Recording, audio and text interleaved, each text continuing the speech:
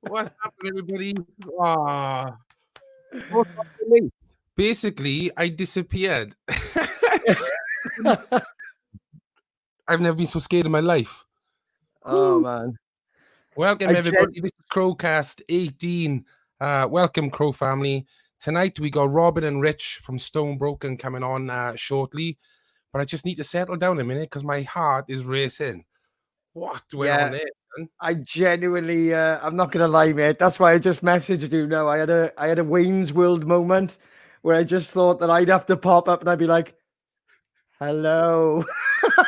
It's like fucking no one else here. Like, oh man. That was terrifying. Yeah. Technical gremlins, but we got there, mate. Thank God for 18 weeks, mate. 18 weeks. Oh, yeah. Here's the Wayne's World moment. It's definitely me on my own now. 18 weeks. Thank you all for tuning in. I'm going to literally fill a void at the moment while Shane's computer catches up. I think he's back. I can hear him laughing a little bit. No, it's definitely me on my own. Ah, shit. Thank you. I'm looking awesome in the glasses. Yes, this is definitely a Wayne's World moment. Michael Bruce, evening all. Evening, Michael. Gary Worrell. So yeah, 18 weeks, everybody. So I'll wait for Shane to talk, sort the technical thing out. I'll try and bring him back in. Oh, no, there he is. Has he sorted it? Oh no. I love that, B. That's exactly what's going on in my tiny little mind at the moment. Oh no. Here we go. So yeah, 18 weeks, guys, and now I'm definitely on my own, which is not fun. It's not wrong cast. I'm not liking that, John Mitch. It's a definite Wayne's World moment where I can feel the camera is literally shite. Yeah, it was a great idea. We've always talked about it in the van of doing some sort of podcast. But here we are 18 weeks later and it's actually happening. Everybody's looking forward to it every Tuesday. Thank you so much. And he's back. See, you proper jinxed it now. You said Wayne's World, and there it was. Don't tempt fate, bro. I know, man. I know. I swear to God, right? I had a shower and changed this T-shirt. It is absolutely dripping at the moment. I'm like, oh no. Oh no. I'm sorry about this, everyone. I love that. Some demons. It's all right. Richard Lancashire. Give us a drum solo, Ronnie. You know how that just went on in my mind then. I was like, what am I going to fucking do? There we are. Genius. That was a good idea. Yeah.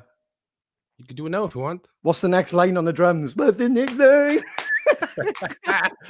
What's the next beat? That's brilliant. Oh, Jesus Christ. So apart from having a mini sort of heart attack, how have you been, bud?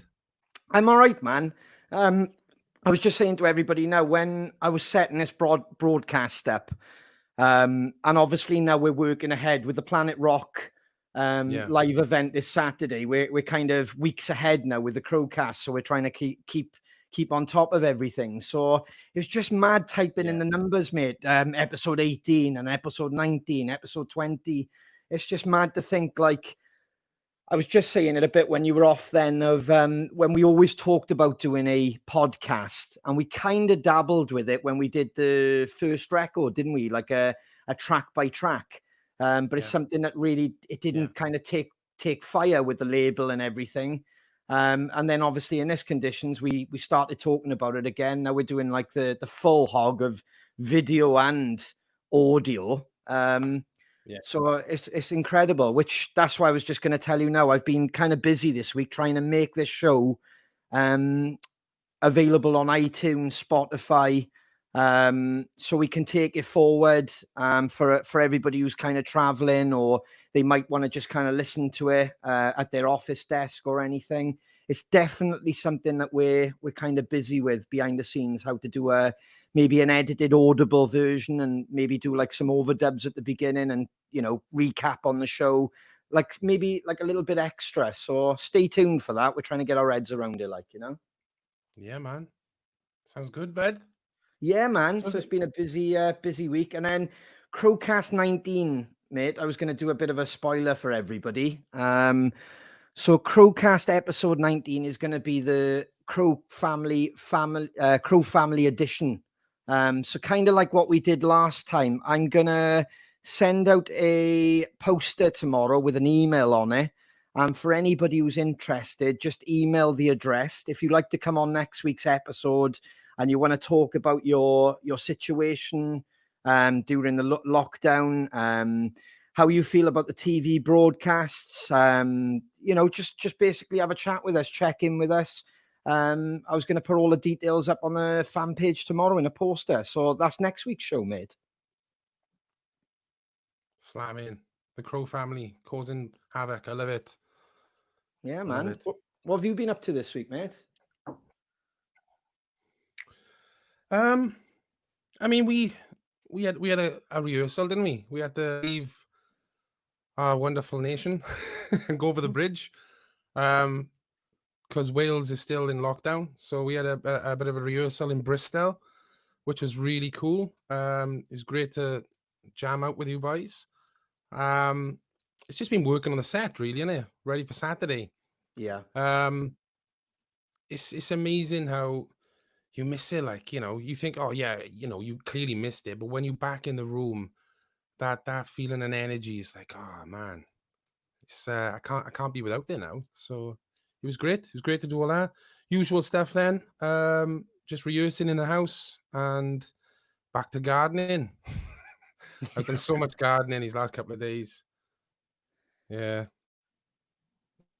Yeah, and the dieting and the lack of alcohol as well has been a change, haven't it, man? Yeah. The other day, I told you about it. I felt like I needed a drink, but I haven't had it for like 3 weeks. I suppose it's good, like health wise, but yeah, it just relaxes me evenings. So switch off, but no, keep going out till Saturday, and then we do the gig, and then look out. Yes, look definitely. out. I'll have a few. Yeah, definitely, mate. Have we got some? Hello.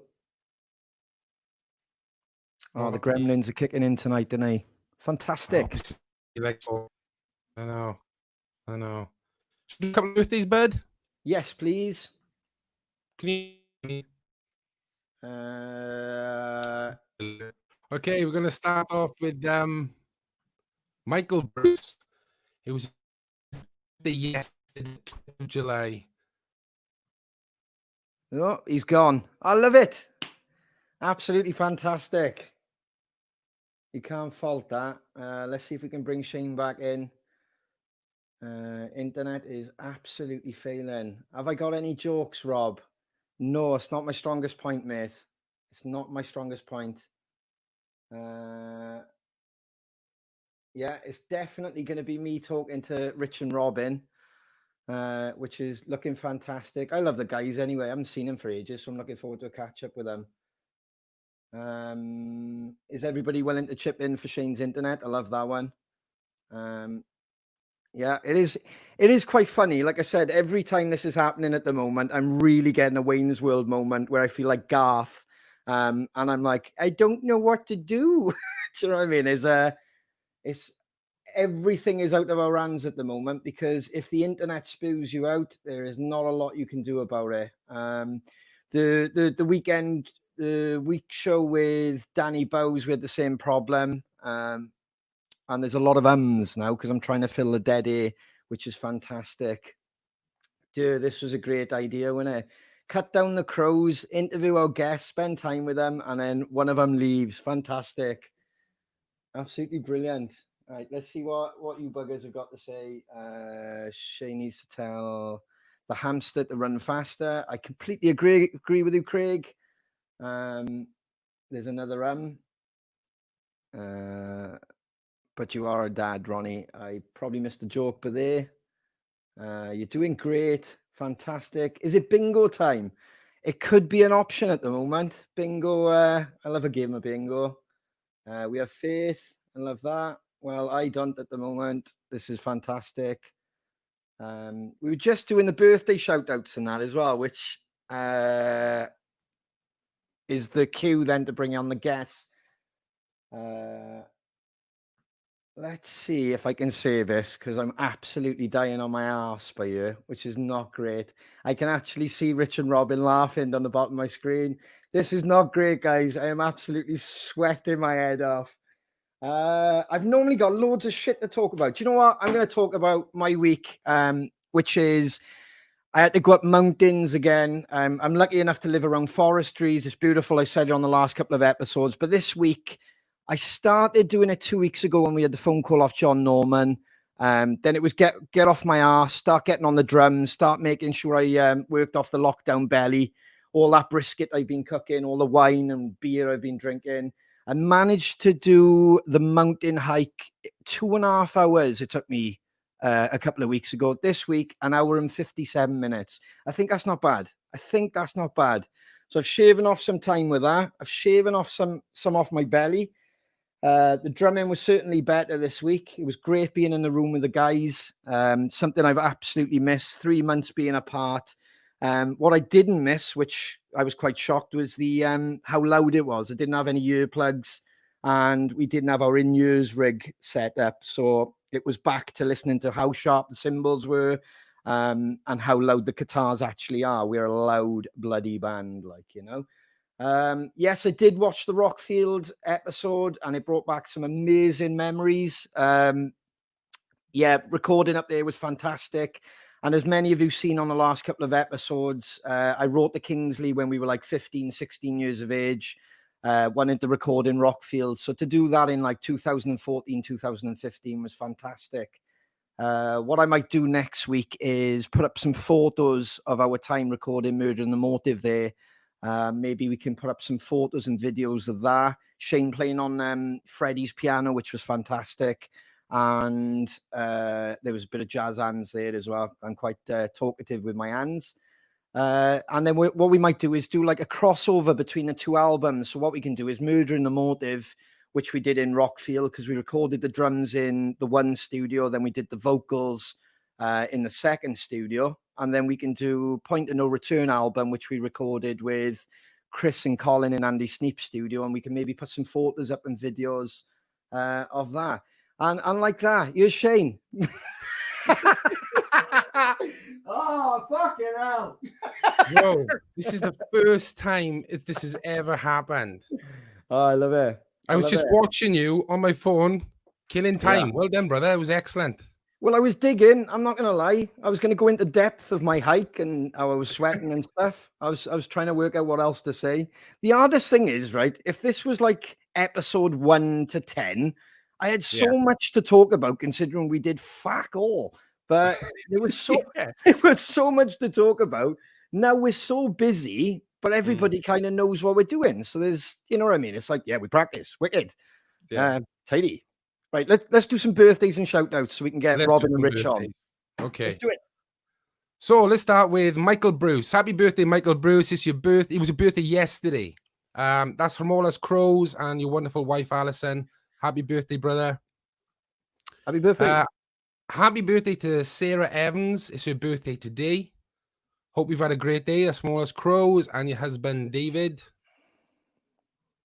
Catherine Weaver got in touch and asked if we could wish her daughter, Rachel Thomas, a happy birthday. It's her birthday on Sunday. Happy birthday, Rachel.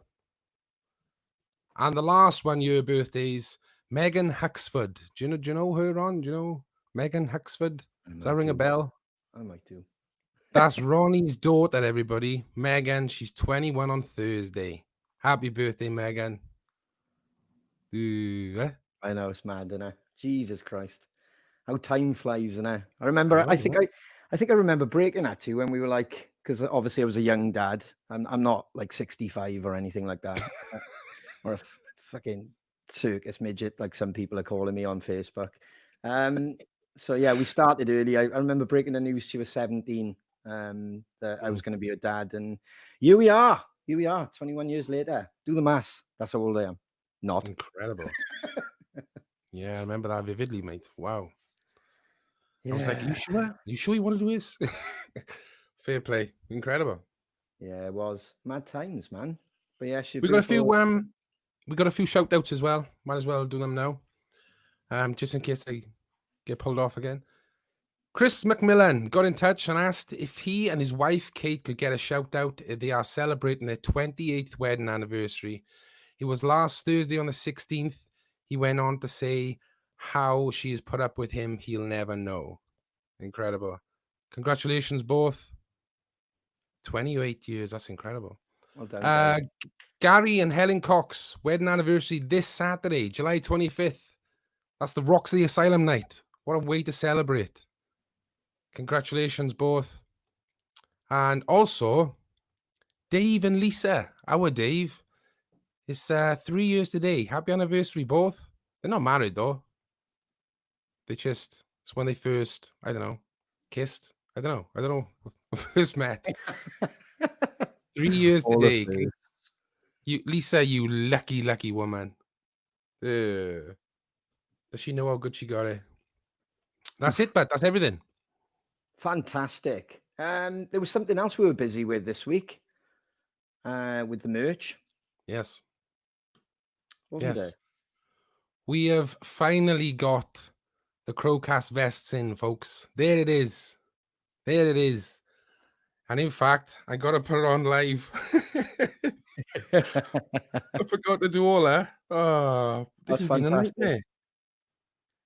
You chuck a couple of gigs in, you do a weekly show, and it all goes to shit, doesn't it? It's unbelievable. Incredible. Roller coaster, man.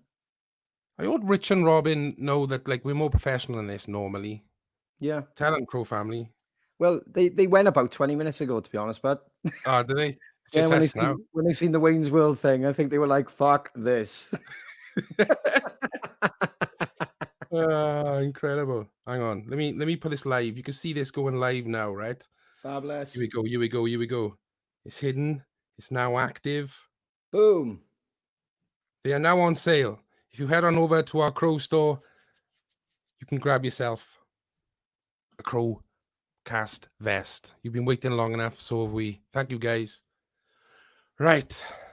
Should we get our guest on before anything else happens? Absolutely. Let's get him in. Ladies and gentlemen, please welcome Rich and Robyn from Stonebroken. Hello. Hi, guys. That was a good save, Ronnie. Oh, man. I could see you both chuckling down there. I was thinking, do I bring him in early? What do I do? Like, it's never happened before. We've got you know what it's like, whether you're writing a set or you're doing a show. We've got a formula, and we were like, right, stick to the format. So when he disappeared, then I'm like, do I bring him in on my own? Or do I just talk shit for ages? Yeah, I think you did well. I think you did well, to be fair. We usually lose Kieran, don't we? Kieran, whenever we did a live broadcast, there were at least once throughout the evening, he'd just yeah. And it'd be the most unpleasant face ever. You know, it just freeze frame when he was like, you know, scratching his nose or something. So yeah, we feel the pain. Yeah. Since we started this, my first nightmare is when you have to hit the live button. Yeah. That I've set everything up right. I don't know who does that your side, who does the techie stuff, but well done, dude. Because I feel it, honestly. No. Because I've never had that role in any band in the world. There's always somebody kind of does that. Yeah. The first time I've had to kind of do something like this, and Shane knows it because every week. When I kind of take everybody out the broadcast and we queue it up when everything's ready, that's when my ass does that. Because it's almost, it's almost that moment before you walk on stage. Yeah. And you're hoping the mics are on or there's nothing gone wrong.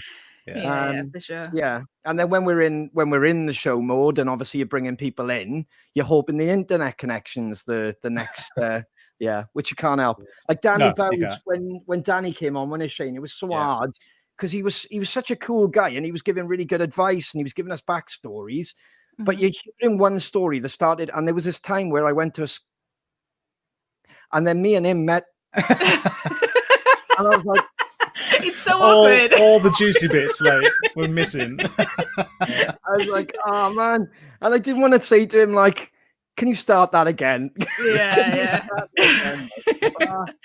Oh, technology, man. Oh man.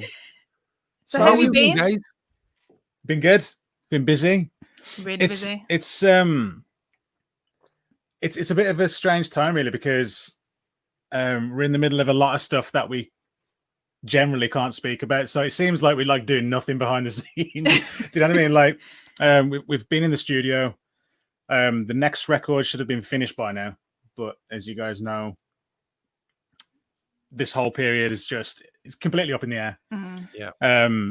With gigs and with studio time, we were meant to go back in the studio beginning of the year, wasn't we? Yeah. We literally it got pulled the week before, and we've just been sort of going to and fro with our producer ever since, making sure that we're using this time to improve the songs even more. And then you got to kind of set up everything else that surrounds the album. And of course, because it's not done yet, it's all kind of been moving and moving and moving. So things like the press that surrounds the record, the touring aspect, it's all been up in the air. It's just been nuts. Mm. So it's a knock-on effect, isn't it? It's Yeah. absolute murder. Yeah, So yeah. how much of the album do you think is done, or have you just not completed anything yet? Or no, we've got a few tracks done, and we finished those. It was literally on the last day we just tracked vocals all the way up until like 4 o'clock in the morning to get a couple of tracks done, because we felt that we needed something to come out of those sessions. Mhm. A lot of the drums are recorded, the bass has been put down on most of them, the basic guitars, and then like guide vocals and things like that have been put down. I'll probably say that we're kind of 2/3 of the way there with the meat and potatoes, and it's the fancy stuff that comes next, the stuff that makes it takes it to that next level. So I'm confident that we've done a lot of the work that we need to already. Yeah. So it's just back with it, like.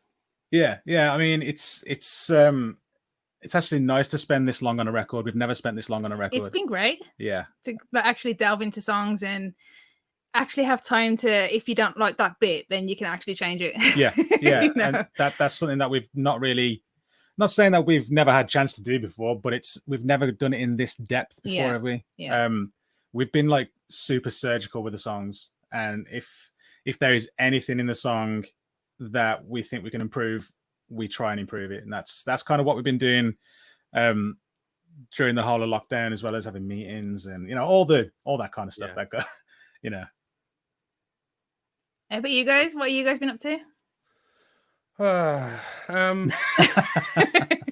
Just honing on your craft, really. I mean, like you said, it's incredible to just have that time to focus on new material, but we weren't ready to move on from our second album because we just done one UK tour and then that was it. But it forces you into a new way of thinking, adapting, as you said, Rich. So it's positive, but just it's incredibly frustrating. I'm sure you guys. So are you saying if lockdown hadn't happened, you would have finished this album? You would have been done? The album would have been recorded by now. Yeah. Finished. And we'd have been on the road back end of this year, I think. Yeah. But obviously we're musicians. We spend our whole entire lives improvising. That's all we do. I mean, there is nothing that a cable tie won't kind of fix. You know what I mean? We live our lives like that.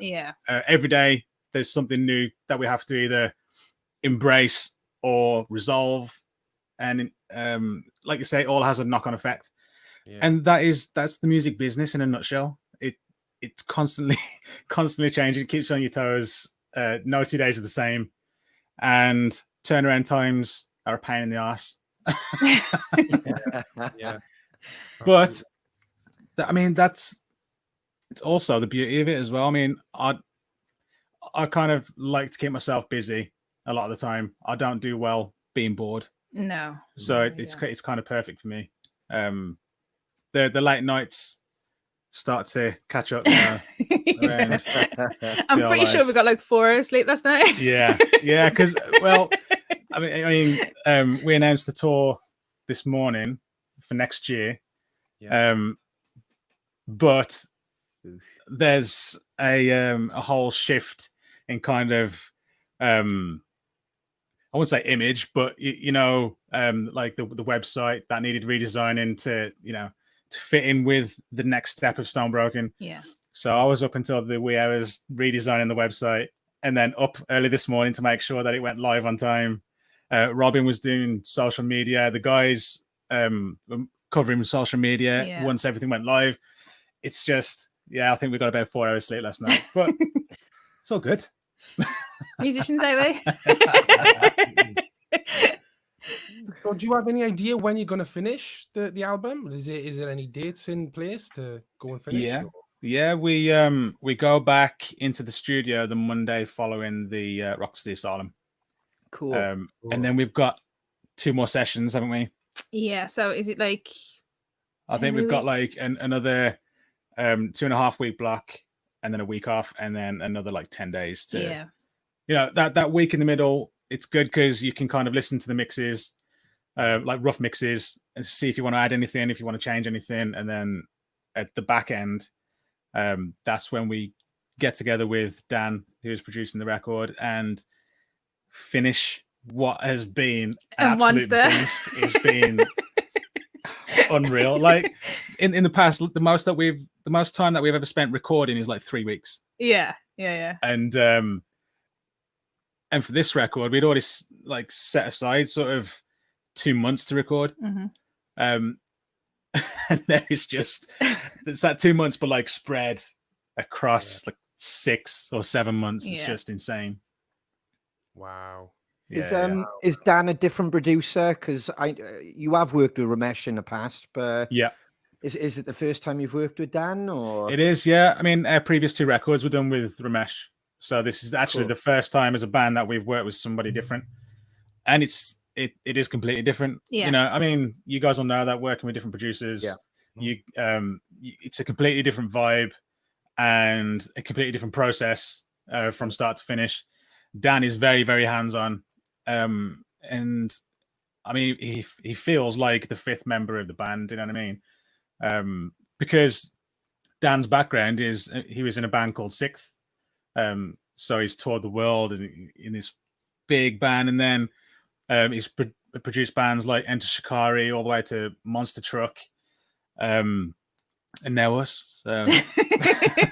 It's completely different. Yeah, but we get on like a house on fire, don't we? Yeah, I think that. I mean, do you guys find that's important to have that chemistry going into the studio?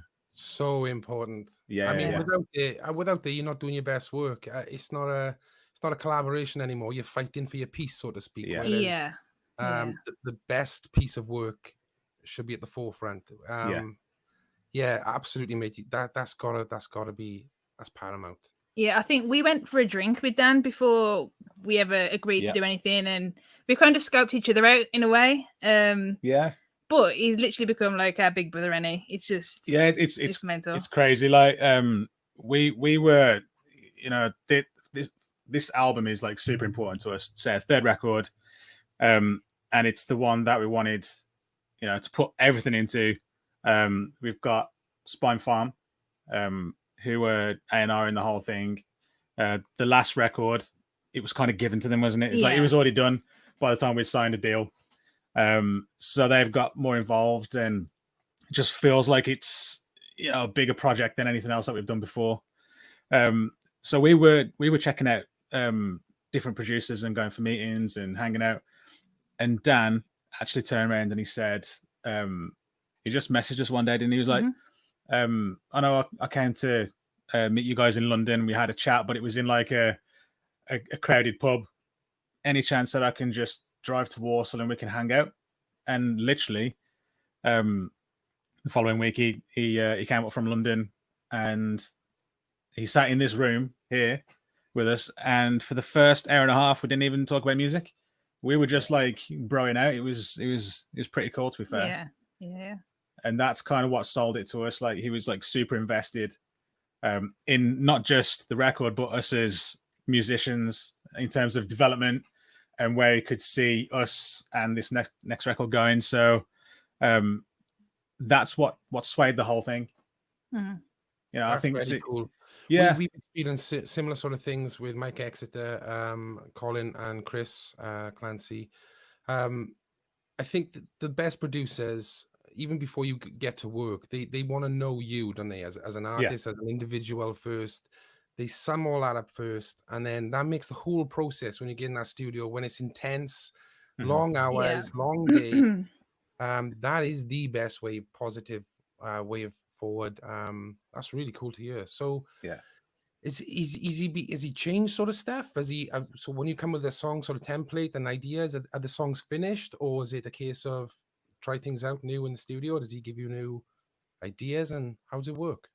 Yeah, I mean, we wrote an album's worth of songs, and basically we sent demos to Dan, and he got back with his feedback and, you know, areas that he thought that we could improve on.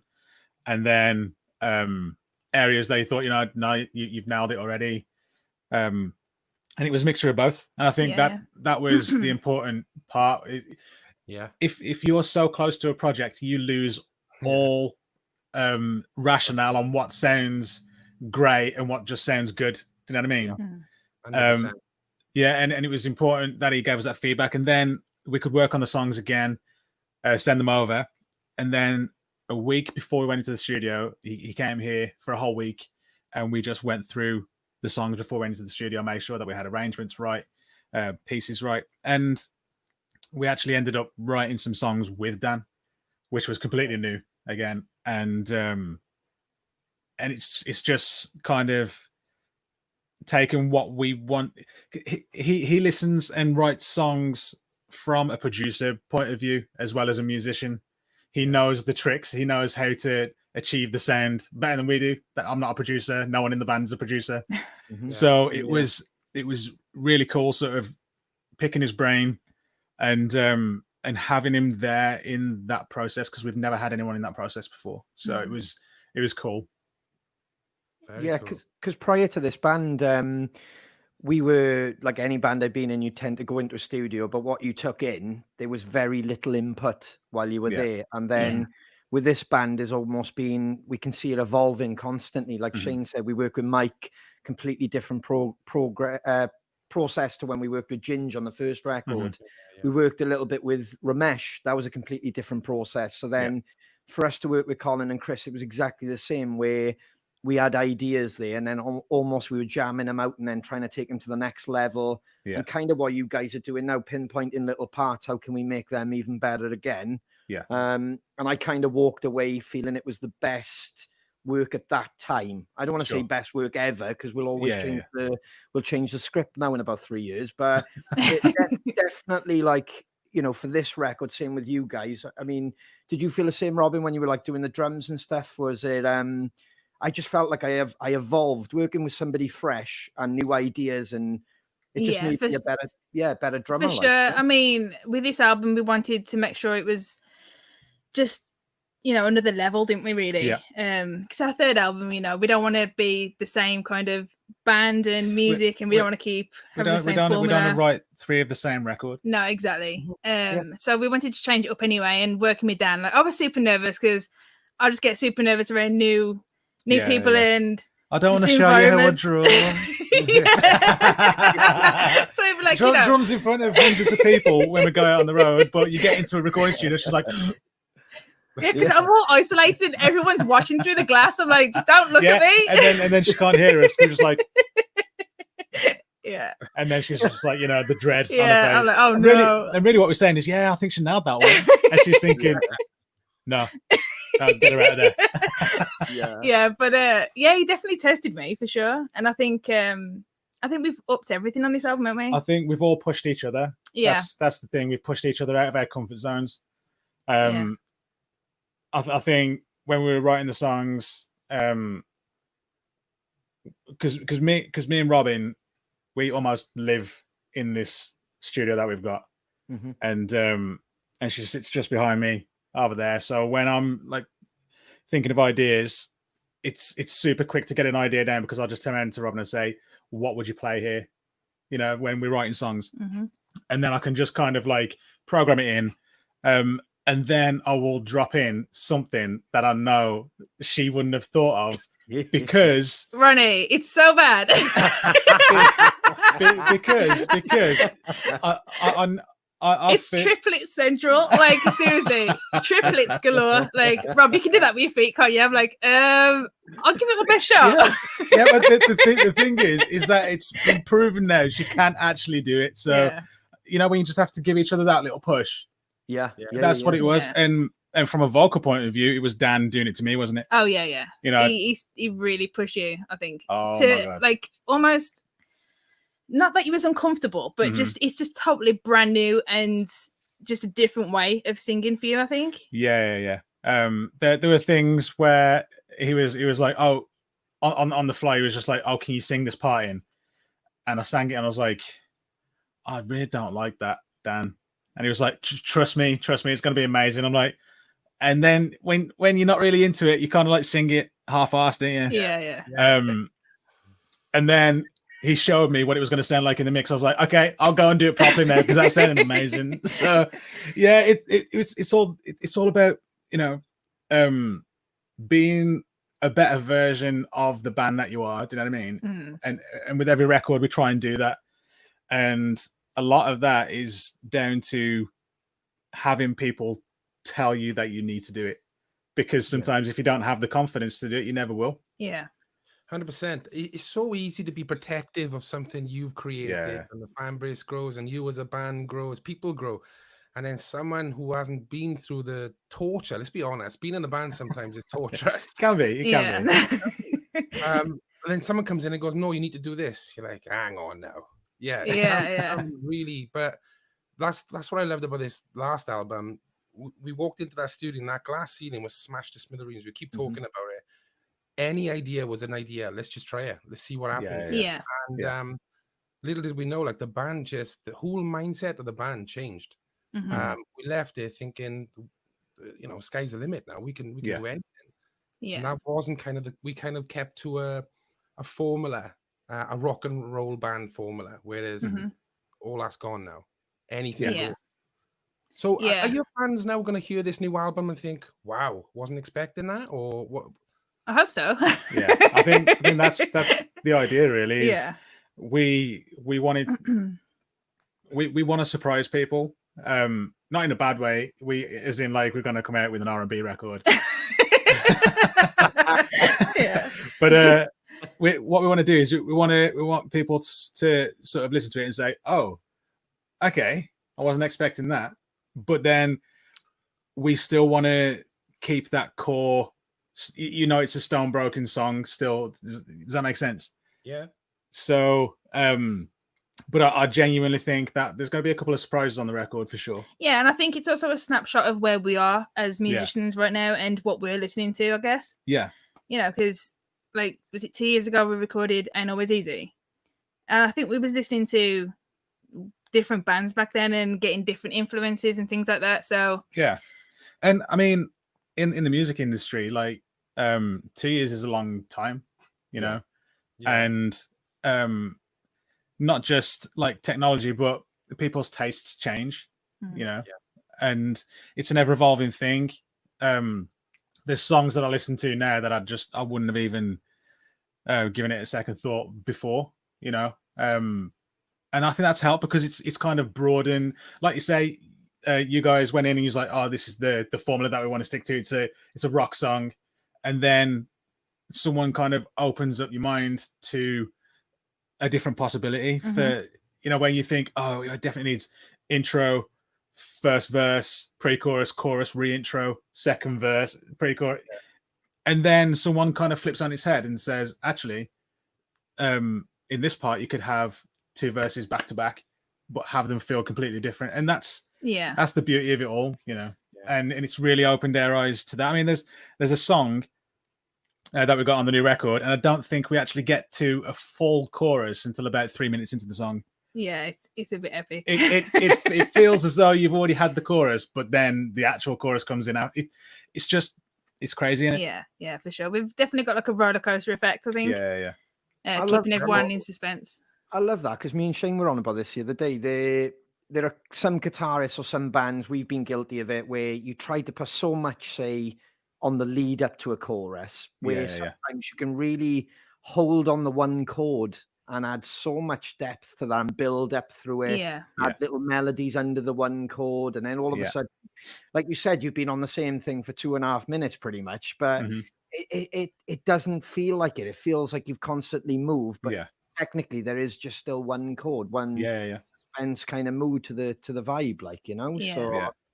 And it's that sort of thing that you pick up from working with different people. It really is. I think Dan's really opened our eyes. I think for sure.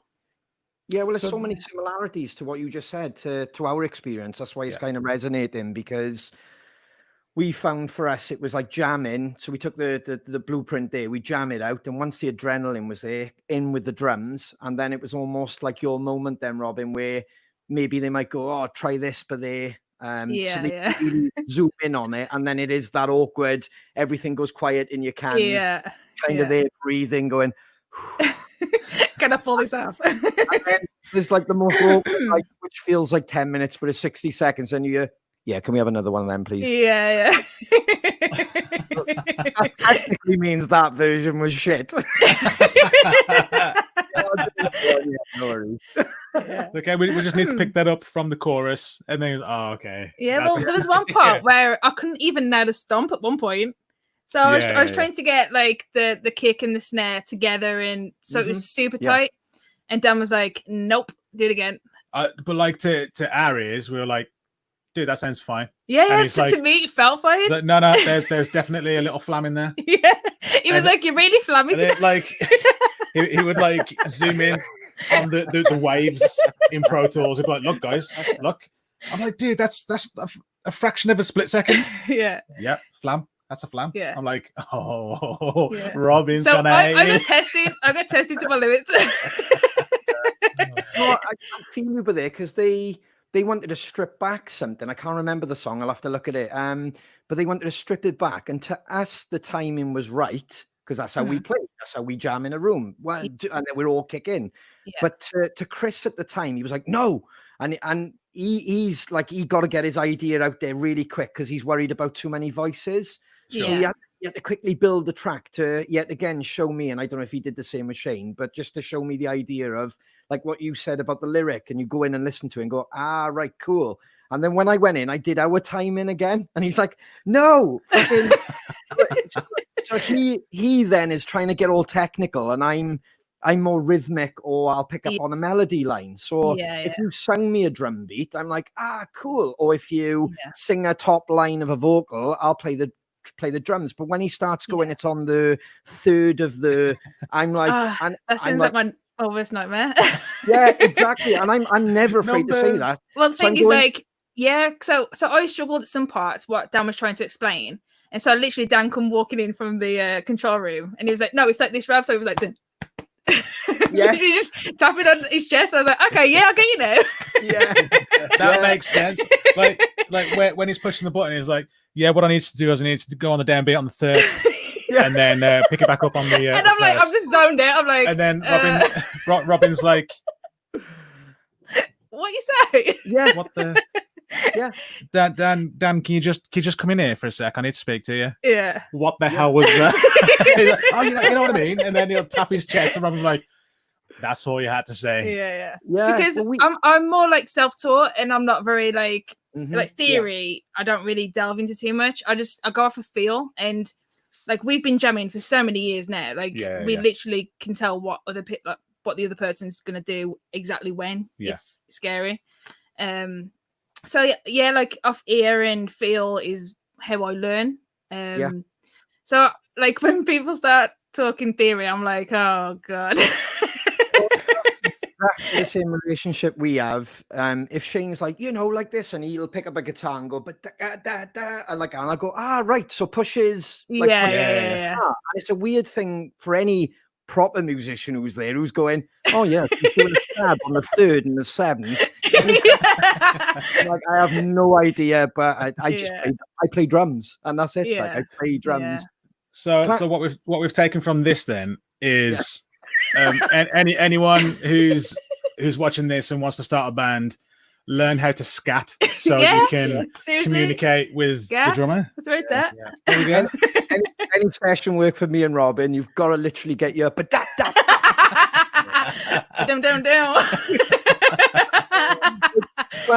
Clancy's favorite one on the record, because he couldn't get me to come in on the right time in his brain, and because he works with very like Andy James and people like that with Wearing Scars. They're very technical. He's a very technical musician. So when he realized that I could only work off badap-daps and he ran in the room on one bit, he was really excited. I don't know if Shane was there, and he just went, no. And he went, thunder. And I went, what? He went, thunder, bump. And I went, oh, I know what you mean now. It was such a funny moment, like, you know. So this Saturday, guys, will it be any sort of new songs in your set? We've got a couple. Yeah. Of that are going to be on the new record. One of them we played acoustically on our first stream. Yeah. But it's going to be the first ever full electric version, and then we've got one which is totally unheard. Mm-hmm. So it doesn't matter if we cock it up. Yeah. We always say exactly the same. You know what? Like, management probably watch this back and is like, it does matter if you screw it up. Yeah. This has been live broadcast and recorded, so it'll be a version. Yeah. No one said that we had to get it right, did they? Yeah. To be fair, like, we've been rehearsing. Has it been 3 weeks for this gig? No, 2 weeks. Yeah. And I've been playing one of the songs completely wrong the whole time until the other day. Until I sat down and I was like, this is what we actually like played the demo.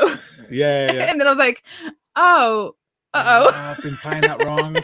So now I got all my muscle memory set to the old song and not the new song. Yeah, but that's the thing, because these songs have taken so many forms in the studio. To remember the last iteration of that is the difficult thing. Yeah. You know, and then the lyrics have changed, and I've sang like all verses in rehearsals. And for me, like, I'm doing backing vocals, and I don't even know what the lyrics are. She sang like the first part of the first line of the chorus with the second part of the second half of the chorus in one. Yeah. It was in tune and it sounded all right. So long as you get the the sounding right, in key, it doesn't really matter what you sing. No, really. No. That's right. Ronnie's been doing it for years. Yeah. And it was only until we kind of laid it all on the table and really stripped it back. And Ronnie said, "What are you singing it? I haven't been singing that." For like 2 years he's been singing it. Oh wow. Yeah, it's so bad. My favorite one was Breakaway, where I just completely came up with my own lyrics. Nice. That the boys had a personal joke and went, that's not on the record, dude. You've been singing that for a year. So I come up with my own kind of little back line to when Shane's singing in the background, which I kept doing then live, and they keep turning around laughing because I'm like, well, it's even backing vocals, like the gang vocals we got on the new record, kind of laid them down. And then the boys, we got in rehearsals and they couldn't get their head around it. So they come up with a new version of it. And now that's stuck because they can't get over, like Demo Out There, they can't get out, like you said, Robin, the memory is stuck in there. They can't divert from that now. Yeah. So that's remained. So it's different to the Yeah, because we got together the other day and we said, look, let's look at these vocals. Like you said, it's going to be a live broadcast on Saturday. So let's look at the vocals. Mm-hmm. And we stripped it down and you do the whole, like, you bring the drums down. And I could just see Shane just like just looking away. And I know him so well. I was like, that's wrong, isn't it? And he's like, oh, yeah. But the good thing is, like you said, Rich, if it sounds... It doesn't really matter as long as it sounds like it. If you like backing vocals, so if you know that like there's a sound there or there's a U sound there, it's just really an matter. extra layer in it, like Yeah. live. So I think it's our favorite catchphrase from the last practice was, "Is it wrong? Yeah. Is it wrong?" Is it wrong like- because it feels right? Yeah, it wasn't even like, "Is that right? Is that bit right?" It was like, "Is it wrong?" Like justifying, like, yeah, Ron, that's wrong. Well done, good job. But you were all wrong together, and that's all that matters. Yeah. Exactly. Yeah. Exactly. Yes. So that kind of makes it right, almost. Yeah. All right. I had trouble when we had to call off John Norman. Like, number one, we were a little bit behind you guys, so we didn't know if we could do it at first. Secondly, when we were like super passionate, yeah, wicked, we get to see the guys and it'd be amazing to do the show. And then it was like, fuck, okay, I haven't played, with the boys for I don't know how many months. Which anybody out there might think that's easy, but it's not when you've had months off. And then all the drumming I've been doing in the house, it's all been to like pop and rap, and we've been writing new tracks, and so there's been no set. Do you know what I mean? Yeah. So when we started putting together the set for the show on Saturday, we realized straight away that what we do live, as you guys seen when we did the tour with you, it's completely different to the record. So I had the opposite, where I was having to forget everything we've been doing for the last year, 2 years, and start actually, like Shane said, listen to what we wrote. It was even drumming. Like, I changed the feel to certain songs, different arrangements, which complies to what we do live. Like, do you know what I mean? That's that segue into the next song, but to do that maybe on a TV broadcast wouldn't work. It would just, so then it was almost kind of putting everything that you do there in the bin and starting again. That's where we were this week, kind of going, fuck, it's a totally different game, isn't it? Like, it's gonna be weird, I think. Like, the whole no audience participation. That's gonna be the toughest thing. Like, it means that I'm gonna have to sing complete songs now. Because I mean, like, Wait For You, there's a whole chunk of that I never sing. Not Your Enemy, there's a whole chunk of every single chorus that I don't sing. So it's gonna be different. I'm looking forward to it. I mean, don't get me wrong. Yes. I think it's gonna be a great experience, and from what I've spoken to John about, the production is going to be insane. It's like an ITV crew is going to be there broadcasting the whole thing, and I think it's going to be an amazing experience for us, the bands, and for the people who watch it, because it's a once in a career kind of thing, isn't it? Really, you don't get to do this kind of thing very often. So I'm looking forward to it, but man, nervous as hell. Exactly. Like, what you feel. everyone's gonna hear the slightest Yeah. sound. Like, if you put your drumstick down, they're gonna hear it. I'm guessing. What we're gonna have to do is we're just gonna have to say, we're gonna have to say, just people at home, pretend like you're at an actual club and drink and drink and drink until it kind of makes sense. Not tea. Yeah.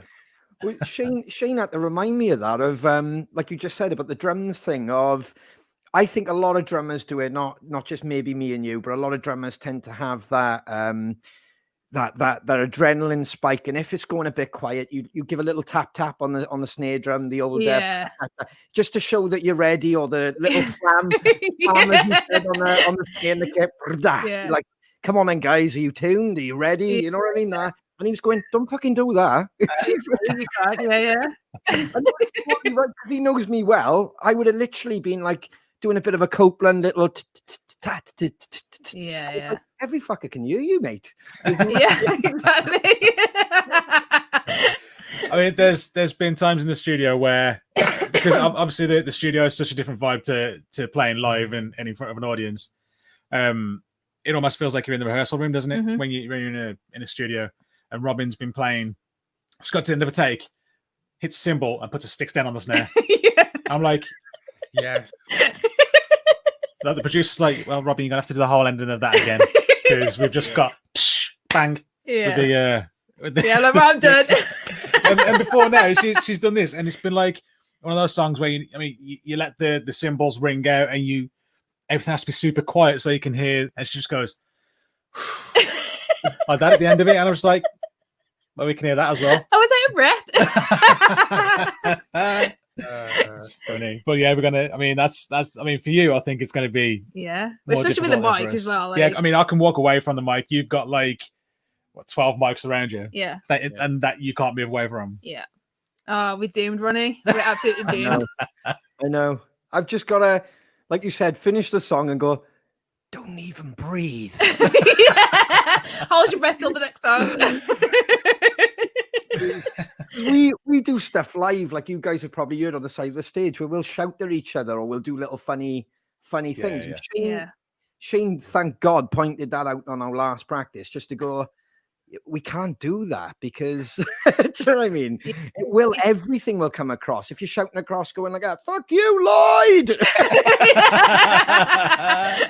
Yeah. Because it could be anything in a show. Like, we've picked little things up in the van on the way to the next gig. It's made us laugh, and Shane might turn around as we're playing and start shouting in at me, or like a little in joke while we're doing the set. So you know, you're doing that thinking you're funny, and it's going out to how many times? Yeah, it's good. We've got to be on our best behavior.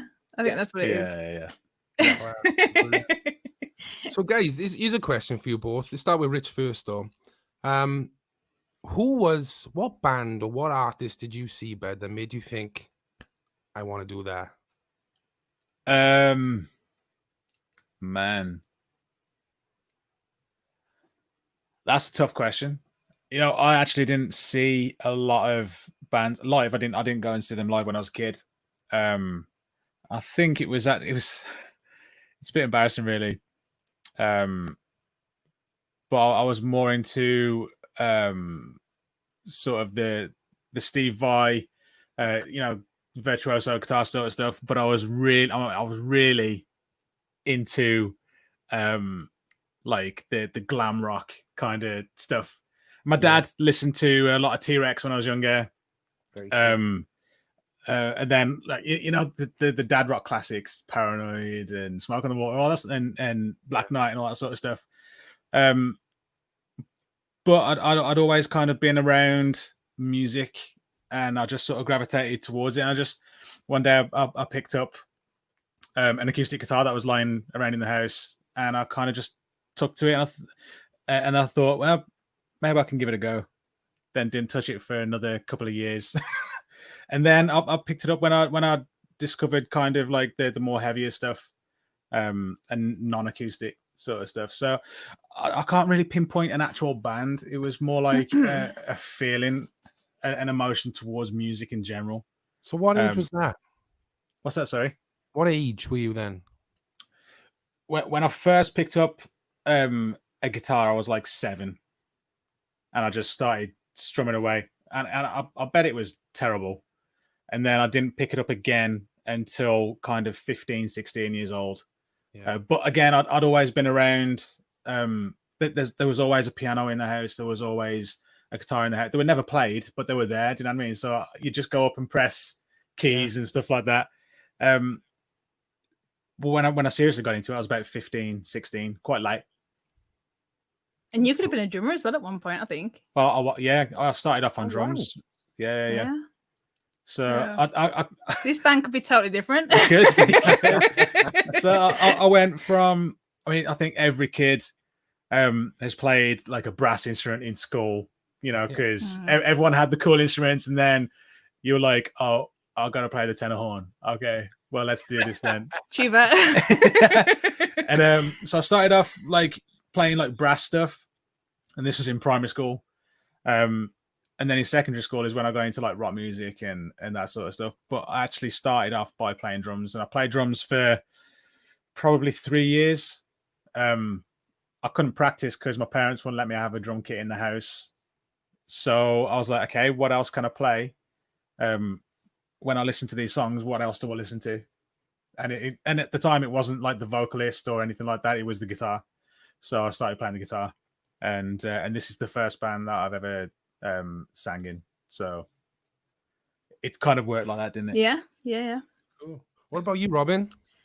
So when I was a kid, my household was basically just a rock music household. You know, I was brought up on Led Zeppelin, Rush, everything like that. And I remember my mum at work one day, and my dad was babysitting us, and he's got one of these massive hi-fis. Like, he's still got it today. It's like older than me, I think. You know, like where you have like the amplifier it's huge. Up. Like, it's crazy. Yeah. And so he stuck like a karaoke mic in the front of it. And so, like, was it one of those Echo ones? probably, yeah. And so Led Zeppelin came on, and I was like, I don't want to sing. Like, I'm not a singer. Like, I think he'd had like a pair of drumsticks from somewhere, and so I literally just got all the cushions on the sofa and started like whacking them to Led Zeppelin. So I was just like, okay, like, this is quite fun actually. And then it took me to a Led Zeppelin tribute band called Fred Zeppelin, I think. Yeah, Fred Zeppelin. And there was really good mates with the band, and the drummer was like, so what do you want to do? Like, you into music or anything? I was like, actually, yeah, I want to go and play your kit, if that's all right. And he was like, no chance. And, no chance, little girl. Yeah. No way. He was like, no chance. Come back when you've had some lessons. I was like, oh, man. So one day in school, we had a supply teacher who actually brought out the drum kit for the first time ever, because it was used to be like, you know, the keyboards, like the annoying sounds on the keyboards. DJ. And what, did you have those keyboards as well? DJ. Yeah. And so this supply teacher, he was like, so who knows how to play drums? And I was like, I don't exactly know how to play drums. I kind of can follow stuff. You've played the pillows, so I played the pillows, so that's something. And I got behind the kit and just instantly fell in love. And then it was at that point where a drum teacher came walking in, and he was like, oh, she's pretty good actually. Do you want some lessons? And I was like, cool. So I had probably about 9 or 10 lessons, but he was a jazz drum teacher. And so when towards the end of the lessons, I was like, double kick pedals, like, what do you think? And he was like, nope, stay away from him. Not at all. Like, you don't need him. Get out. And I was like, oh, really? Because at this point, I was going to a metal band, and I was a proper goth, like actual goth. And, when I first met Robyn, she was full on goth. Like, the first time that I met you it was at college when me and Robyn met, and she was super quiet, and she'd just have her head down like this, with her hair coming over her face and big eyeliner. I was like, whoa, she seems interesting. But it worked. Oh yeah, it worked. So yeah, like Led Zeppelin, basically just all rock music really, and watching bands on TV and going out live and watching them. But I was always fixated on the drummer, and so I tried guitar, and I was like, I haven't got the patience for this whatsoever. Like, I was breaking strings, I didn't know how to change them. I was like, forget it. I mean, like, if at that age you're breaking strings, I think you built like a drummer. Exactly. What age was that, Robyn? How old were you? What was that, sorry? What age were you then? So how old were you when you first when you knew you wanted to play drums? Probably 12 or 13, something like that. Cool. Yeah. But I kind of ask everybody there when we come on, because I just want to know when that creative window that starts, you know, that spark. Yeah. And what you were thinking, or what bands influenced you, because there's so many influences in our band. You just mentioned some there now, that major influences in ours, but there's always a spark that just, or a teacher, like you said, or someone that just, it goes from a hobby into that's what I want to do. Yeah. I find that fascinating. So. I think I've always wanted to be a part of the music industry in some way. Like, if I didn't end up being a drummer, I knew that I was going to be like part of the crew, or, you know, something to do with music, because that's a passion, and I wanted to turn that passion into a job, you know. To be fair, the first time I went to like a big show, I think it was at the Civic. I can't even remember what band it was now. Well, I remember standing in the audience, and you know when the support band comes out and they do the line check just before the show goes up, and you just get the tech who just goes on the kick drum. Yeah. And I felt it in my chest. I was like, what the hell is this? And I was like, that is cool. Like, I want to be up there making like loud noises and making people feel that. Do you know what I mean? Yeah. So, like, I think I'd always been into music, and then I decided to give instruments a go. I went from instrument to instrument, and then when I went to my first big show, I was like, wow, okay, I want to be in a band. I don't just want to be a musician. I want to be in a band. Do you know what I mean? Yeah. How about you guys? Go on, Ronnie. My dad was an awesome drummer. Shane will say that. He was an absolutely phenomenal drummer, but an absolutely shit teacher. Right. He was no, he is, and he knows that. Like, I love him to bits, but he was the wrong influence regarding like getting me on a drum kit, because he was a session musician. So he'd done it all. He got like scorched. He'd give up royalties. He did this, he did that, whatever. Anyway, but then we got to a certain age, and I took interest in the drums, which I think was around 7, 8. So I grew up in like orchestral pits. Okay. So like proper, fanboy for shows. I kind of went backstage. So I did a lot of the backstage work, whether it be like property master. And then I was always in school with Shane. So we'd always be hanging out or playing football and stuff. And then my music teacher was the guy who unlocked the door for me, because he randomly, like, we'd be in music, and then he randomly bought a drum kit and just put me on the drum kit, and I could just play. It was weird. I remember the first thing I ever played was Shine, Jesus, Shine, which was like a school hymn when we were in school. But he just started playing it on the piano with his Super Kings in his top pocket. and he literally said, your first lesson is to unpack the boxes. And I was like, oh my God, it's a drum kit. And I was like, yeah. So, and then I went, fuck, this is really hard. So he helped me like put the drum kit together. And then he said, right, your second lesson is to play along with me. And he started playing that hymn, which obviously we sung every Friday or whatever it was. And I just started slipping into an AC/DC kind of 4/4. Nice. And he went, there we are, you can play. And I mean, I'm not going to steal Shane's thunder on what he'll tell you, but obviously I went to school with Shane and he could play. So we said this to Mikey from Steelhouse the other day, because he asked the same. He said, what about you boys? He said, and we could just play, which was weird, but we didn't know what to do with that. And then grunge kind of exploded, and everybody in school grew their ear and went, I want to be in a band. And we went, we can do that. And it wasn't like in that effect, or we didn't say that to each other, but it's almost like that light bulb moment of, he could sing, he could play guitar, he could play piano, and I could drum. And it was like, well, we could fucking be in a band. Like, do you know what I mean? We can do this shit. This is our shit. Like, so it kind of gelled from there. But same kind of sentiments as you, like old school jazz drummer, session drummer. So when I was trying to explain to my dad, I want to play like Queen and stuff like that, or the Beatles, he'd be telling me stuff like, oh, you don't want to play the Beatles, they're shit, they are. And and then he'd be telling me how he met the Beatles, or like when he played a show, and because he obviously, it's like our scene now. He was obviously in that scene, so he knew far too much information to tell a 7 to 9-year-old, like, who's going, I want to play Queen. You don't want to play Queen. You want to play. So, and he was like, he wanted me to play cross hand. So he wanted me to do the proper way. Which, to be honest, everything I'm saying to you now, if there's anybody out there listening, fucking listen. Because if I would have listened to him, I would have been able to know what a third on a fifth is, and I would have been able to, So there's quite a funny story of, I did do my own path, the Dave Grohl route of hit things really fucking hard and play pillows in the house like you. Or I asked for Christmas for one of those little 4-pad things. I don't know if I had a jam with you with one of them, Shane. Like the little, I did, didn't I? And it was just like and you'd just be beating shit out of the like bass drum and and because you didn't have no form, or you didn't have no actual thing, you'd be hitting the plastic as well when you're going yeah, man.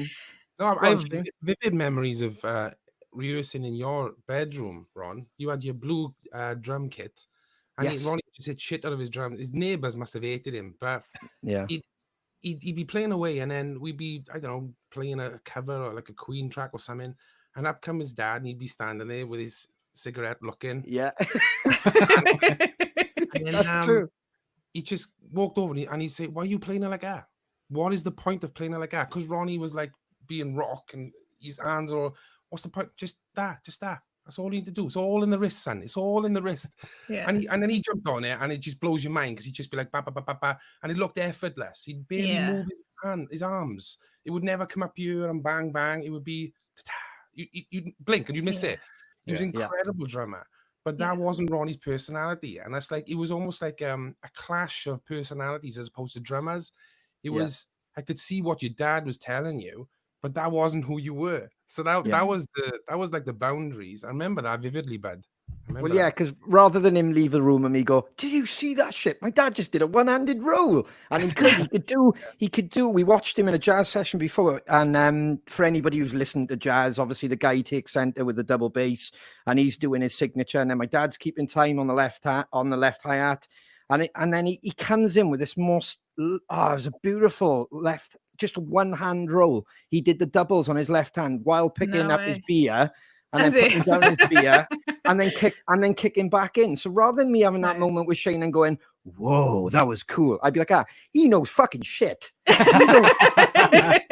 that would be sadly my downfall, because I'd be like, "Who do you think he is? You know, going out there earning good money, playing the drums. How dare he? I'm just going to rip the shit out of him." I do feel he walked in our practices just to say he could do those things. It wasn't a case. Yeah. It was like out the way. Is that hold my beer? Hold my beer. Check this shit. Oh man. Brilliant. But you, Shane? Oh man. Yeah, I was fortunate to have a musical year when I was a kid. I could listen to something and kind of play it on the keyboard. I had no lessons as such. My dad was huge singer-songwriter, loved his country music. So Johnny Cash, Waylon Jennings, Willie Nelson, all that type of stuff was just always on. And you'd be sitting there watching TV, and he wouldn't care. He'd just pick up a guitar and start playing in the middle of the living room. And you're like, "What are you doing?" "I'm watching a film."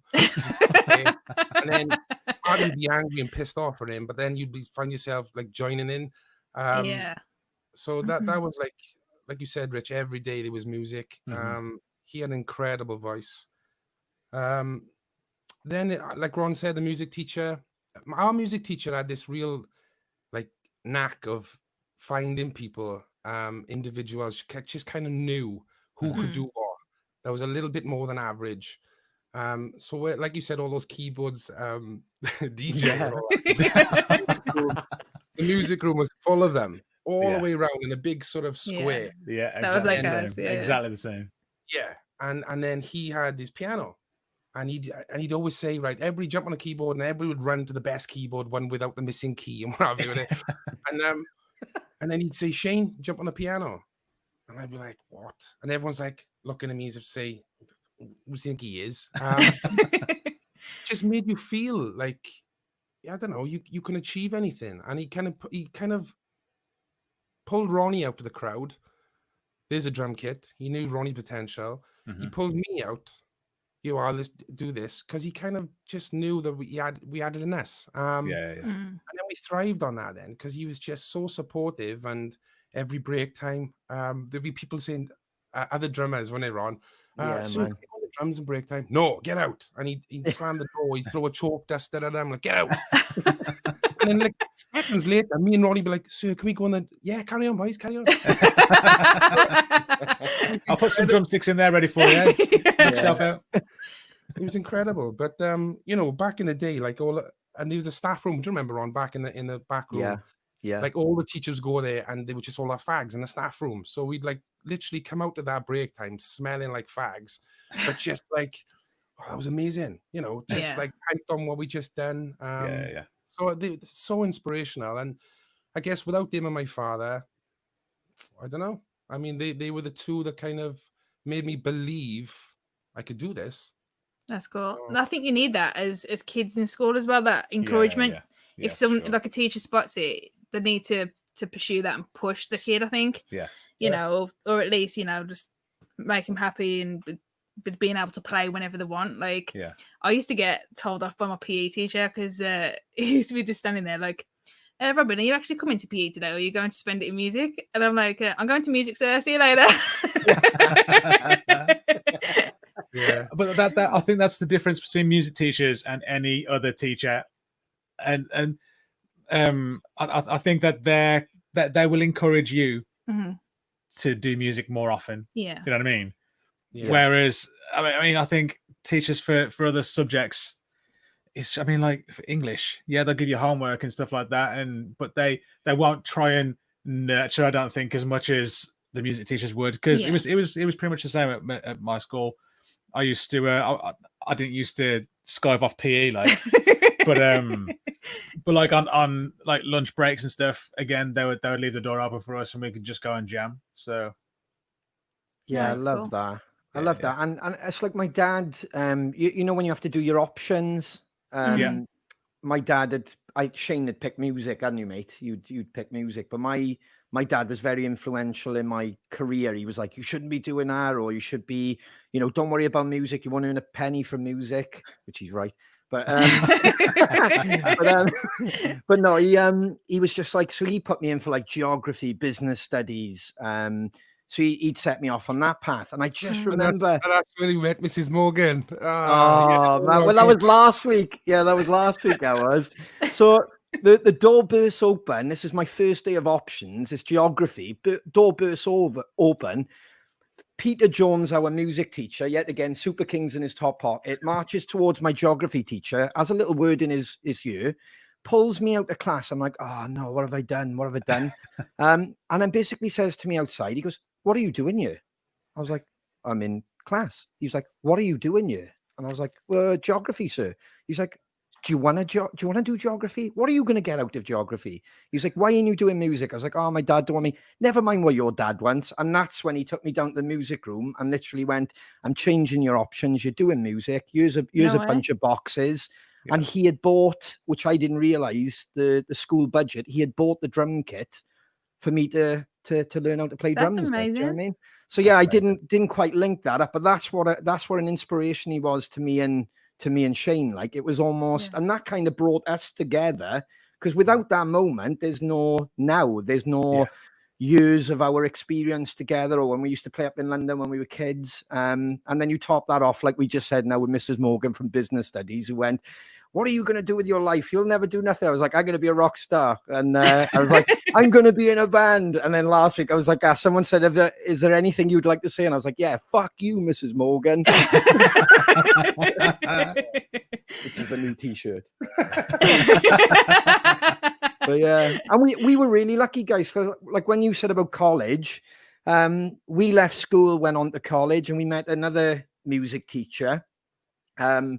And that guy kind of, yet again, gave us more advice to being in a band, because he was in a band. And then started to say, well, do you want to come and support my band up in London? Oh, nice. And we were like, yeah, that sounds cool. And he was like, look, this is what we do. And then he organized a bus, and we took people up there and sold them tickets. So without realizing at 16, 17, you were starting to learn how to promote your shows. And do it the old school way. And then we were like, you know, doing flyers with the posters and stuff. And so yeah, there was two teachers that myself and Shane had, who really, like, one got us into the music, and then the next one kind of evolved it. Which is cool, like, you know. I think it's important, isn't it, to have that sort of thing in your career. Do you know what I mean? Having that encouragement, I think, is what changes. Especially teenagers, do you know what I mean? A lot of the time they'll be, you know, I don't know if we should go out and play shows yet. And then someone who's obviously wiser and who has been there and done that says, no, I think you should, because I can see that you're ready. Yeah. It gives you the encouragement to go out and do it. Yeah. Yeah, absolutely, bud. Absolutely. Yeah. I think they just spotted passion as well. It wasn't so much like the it was just, we loved it. Like, we got lost in it. Because they were like, oh yeah, you can have 20 minutes, but then we play for the whole hour lunch break or whatever, and the bell would go and we'd still be playing, and we haven't heard the bell, you know. Yeah, I just think he picked up on that too. But anyway, that was a trip down memory lane. Let's talk about Let's talk about you guys live. I want to ask you guys, where was the first live show you did? A Stonebroken gig, or maybe you was supporting someone, but Yeah, where yeah. you had sort of the crowd just take to one of your songs, you're like, whoa, that's a new level. That's different. Okay. They haven't done that before. Was that Slide Rooms maybe? Was it Slide Rooms or was it the Academy 2? Yeah, about the Wait for You. Yeah. No, it was Slide Rooms. Yeah. So yeah, the Slide Rooms in Wolverhampton. When we went to, it was the first time headlining there. I think so. And that was the first time that the crowd sang the chorus in Wait for You. And all of our jaws simultaneously just dropped to the floor. Yeah. It was at that point, I was kind of like, I didn't ever think that would happen. No. And when it did, I couldn't believe it had happened, because in that part of the song, we was doing it acoustically. It was the first time we'd done it acoustically. And all I was going to do is I was going to do one cycle around the chorus instrumentally before doing the big finale. And as I was doing that cycle, they just took it. And I was like, are you for real? Is this actually happening? Chris puts his guitar down on his lap and he's like, I look over at Robyn and I'm like, what the hell's going on? And I don't think there's ever a feeling like it, is there? No, it's something special. Yeah. To have something that you've slaved over and worked your asses off doing, and for fans to appreciate that and sing back, and it's just a different feeling altogether, isn't it? Yeah. I mean, did we sell out the Slide Rooms? Wasn't it that show that it wasn't meant to be our show? We were supposed to be supporting. We were meant to be supporting, but then the headline dropped out, and then we got offered the headline show. Yeah. But it was like our first ever headline gig. First ever headline show, and it was kind of like really daunting. Like we weren't meant to be headlining it at all. And then our team at the time was like, yeah, you should definitely go and headline. It was like, dude, we got like, it was to promote the first record. I think so. And I was like, what year was that? 2016, was it? 2016. I think so. Yeah, because it was like 2 years before the last record. Yeah, so like 2016. That was when we we ordered a first run of 200 CDs, and they sold out on the day that we released it. Yeah, we was like, oh, we've got a problem. Yeah. So we had a we were expecting to sell like 50 maximum on, like the first day. You know what? The postwoman hated me so much. Yeah. I turned up with 2 bin bags full of CDs.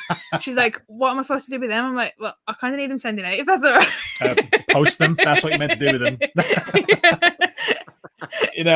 But that for me was like, hang on, that's new. That's different. That's not what I was expecting.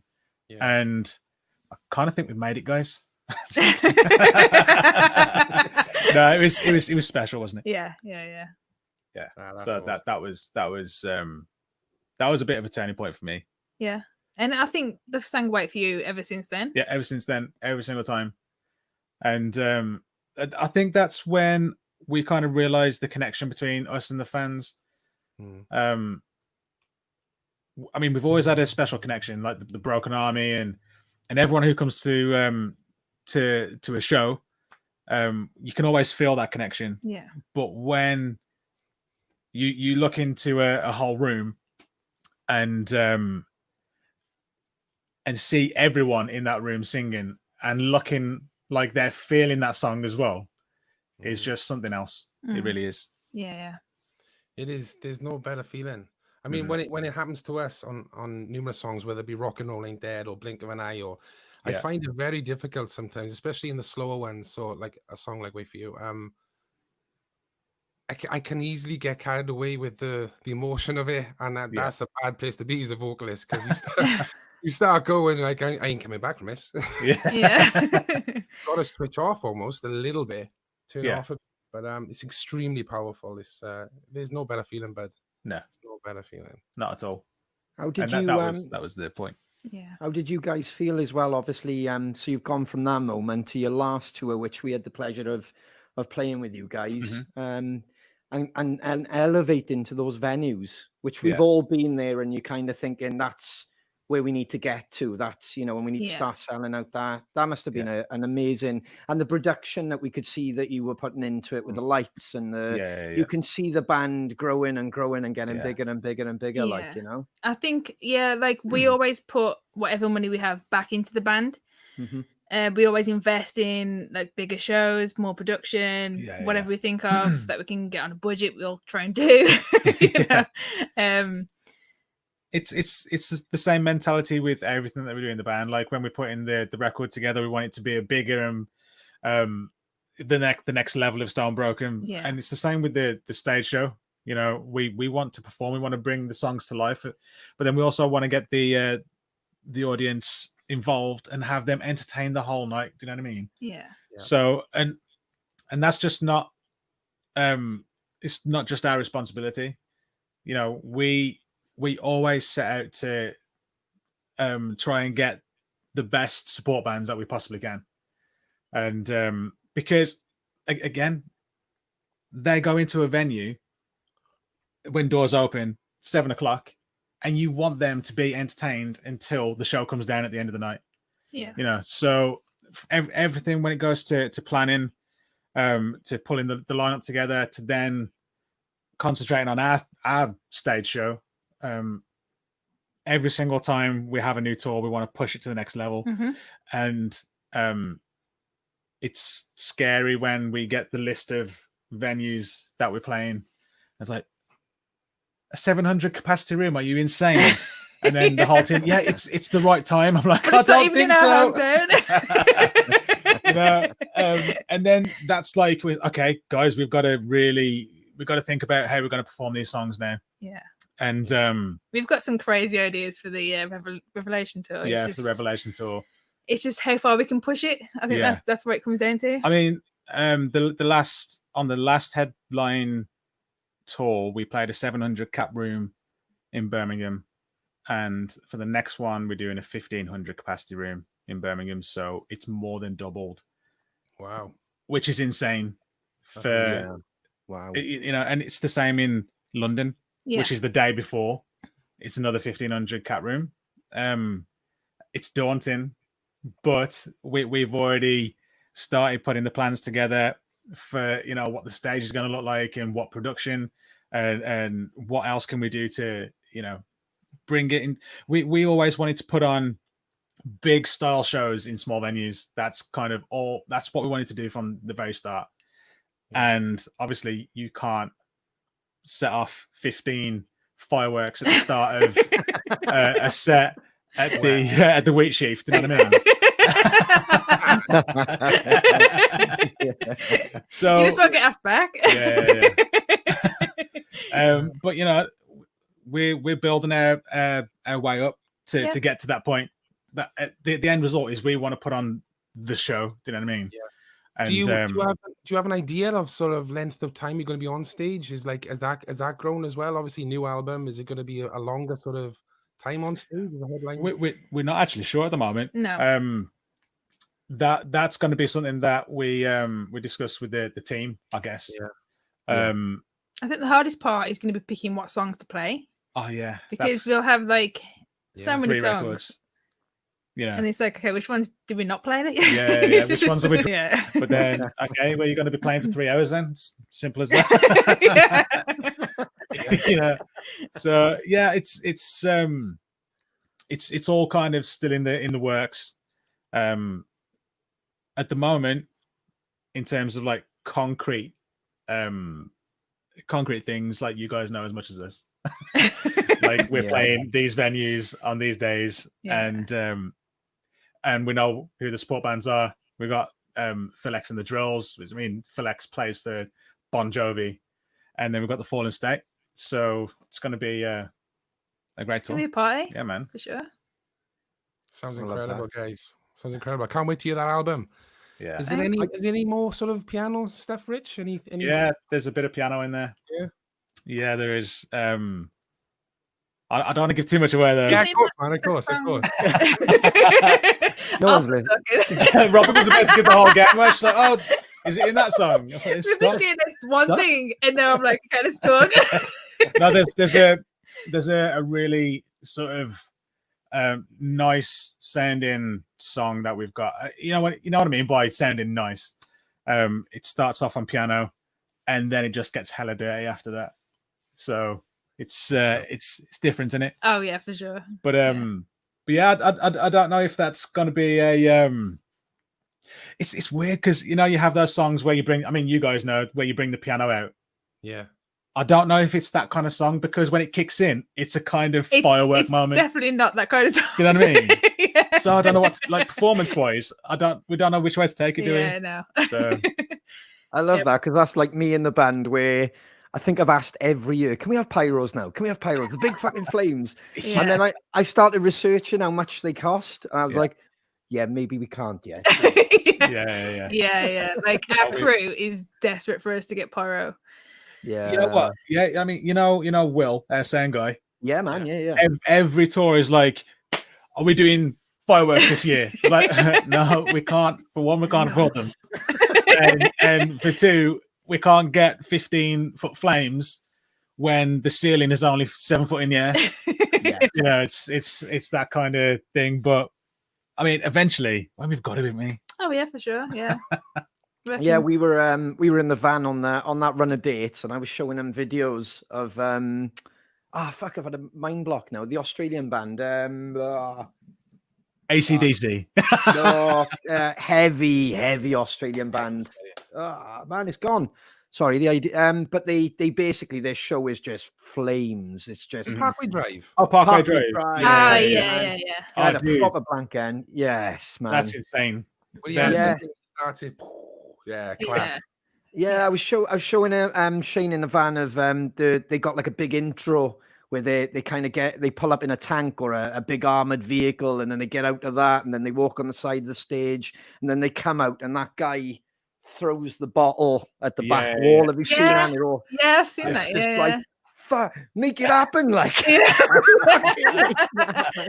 that's fucking incredible. It's super theatrical in it, There's the drums that kind of go around like that, don't they? In like this big bracket thing, and it's on fire. It's like that's goals, Goals. Yeah. Yeah, it is goals. That's exactly because we obviously know Moose and that really well. And I said to him, fuck man, it must have been really cool when you were playing Download now with all the flames. And he went, yeah, man, didn't earn a fucking penny. Because it all, you know what I mean? It's all, you like you said, you put all of that back into the show. So it becomes your tour or your show is massive. So whether you have ramps, whether you have flames and everything, it's all going back into that, the production, So I mean, but that's the thing is like, especially opportunities like doing Download.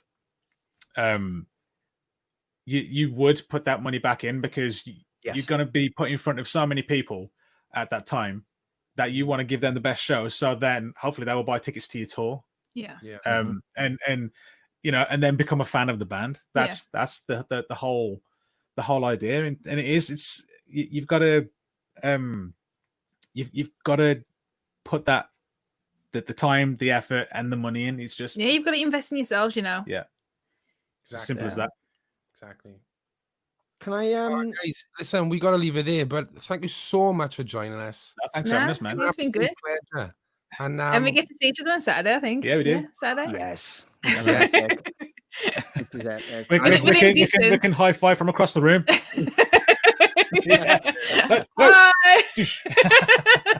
Throw a high five across the room. Thank you so much for coming on, both. Really, thank you. No, thank you for having us. It's been a pleasure. Yeah. And we see you Saturday. Awesome. See you Saturday. See you guys soon. Safe journey. See you guys. Yeah. See you. Bye. Bye. That was awesome. Bloody Absolutely lovely. Awesome. And we got the gigs coming up, and I was just going to cue the banner as well. So you can see Stonebroken, ourselves, Massive Wagons, Saturday 25th of July, Rock the Asylum. Go to planetrock.com. Should we bring in the boys? Bring in the crows. Let's bring in the crows. There's Dave. And there's Shiner boy. Shiner boy. You muted yourself there, Shiner. It's a good start. I normally edit the game, boys. All that stuff. Hey, there's the boys. We're missing one, Ron. Oh, we're missing Lloyd. Sorry, hang on. Let me bring Lloyd in. There he is. There he is. Lloyd. He's got a beard since last week. Yeah. No, the sad news is, guys, Lloyd couldn't make it tonight, unfortunately. He's got family obligations, so he couldn't make tonight's show. So we thought we'd there he is, just so we feel like there's another thing. Ah, well. Fucking bearskin. He's had new How's the boys? How's the Boys are good. All right? Boys are good. Yeah, I'm good. We've actually been at practice, so I'm good. Yes. It's funny how practice it just solves my mental problems. Like. Well, that's what I was trying to. Yeah, no, that's what I was trying to say earlier, Shane. You're right, bud. It's great to like just play music, and meet up with each other, but it just does something to you, doesn't it? Like, yeah, it does. And then especially with me, like you boys. Was it yesterday we practiced? Yeah, it was yesterday, wasn't it? That my brain goes from this mush to, am I happy with that guitar tone? This, I don't know. Don't be a musician, kids. Honestly, fucking mess you up.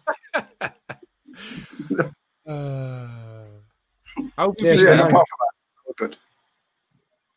It's been nice. Just kind of took my mind off being on the phone with the insurance company about this frigging thing. So, yeah, it was good. What have we been doing the insurance about? Oh, the car thing that was last week. Yeah. When I was leaving the house, some dickhead was overtaking and hit me, and so that's right. Me away from. Yeah, you broke your back in 7 places, didn't you? I forgot about that. Yes, I did, Shine. Yeah. Dave's paying for the next album, boys.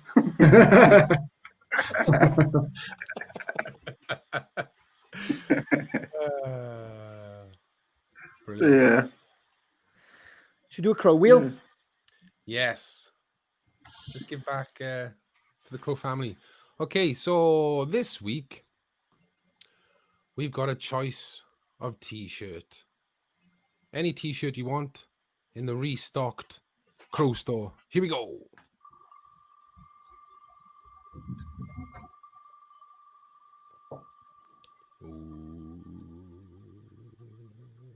Who is it?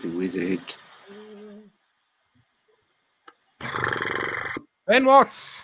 Hey, Ben. Come on, Ben. Well done, Ben. You can choose a t-shirt, buddy. Let us know. You need a size, lovely. get a dress, and we'll get that over to you. I love that. I just realized something. I didn't tune my guitar. Kev.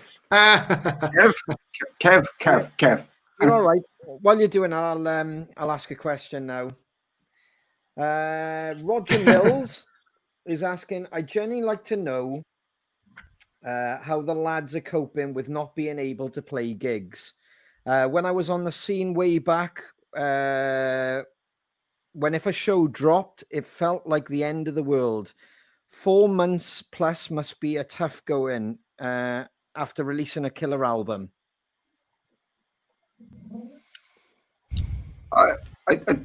Well, for me, I've had to almost compartmentalize and forget that I'm actually in a band, because otherwise I think I'd be in a rubber room. Like a rubber room. So I think that was the only way I think my brain could deal with it. You know, we all know I've got a rubber room with my name on it somewhere in my near future. But Rubber Room. I go with that answer. We need to write a song called Rubber Room. That is brilliant. I don't know how to answer that one. Just, I don't know. Just haven't got a release really, kind of like get up, walk the dog. You could play all the guitar in the world in the house that you want, but it's just not the same. Do you know what I mean? So just, I don't know. So it's just missing that release and that, that sense of purpose almost, For me, that's what feels like, a little bit of a lack of sense of purpose. And I don't want to disenfranchise the rest of things I got going on in my life, but that is sort of like what I feel like. Yeah, I feel like my purpose is. So it's just taken away from you a little bit there, Yeah, there's no worse place than being in no man's land. If you haven't got purpose, you haven't got a real sort of destination of it. Yeah, no, it sounds bad saying I have got a, you know what I mean, but it's like that, Yeah, I don't know, but yeah, it just sucks, but it is what it is, isn't it? Yeah, man. Yeah, it does. I mean, we talked about it earlier slightly. It is frustrating.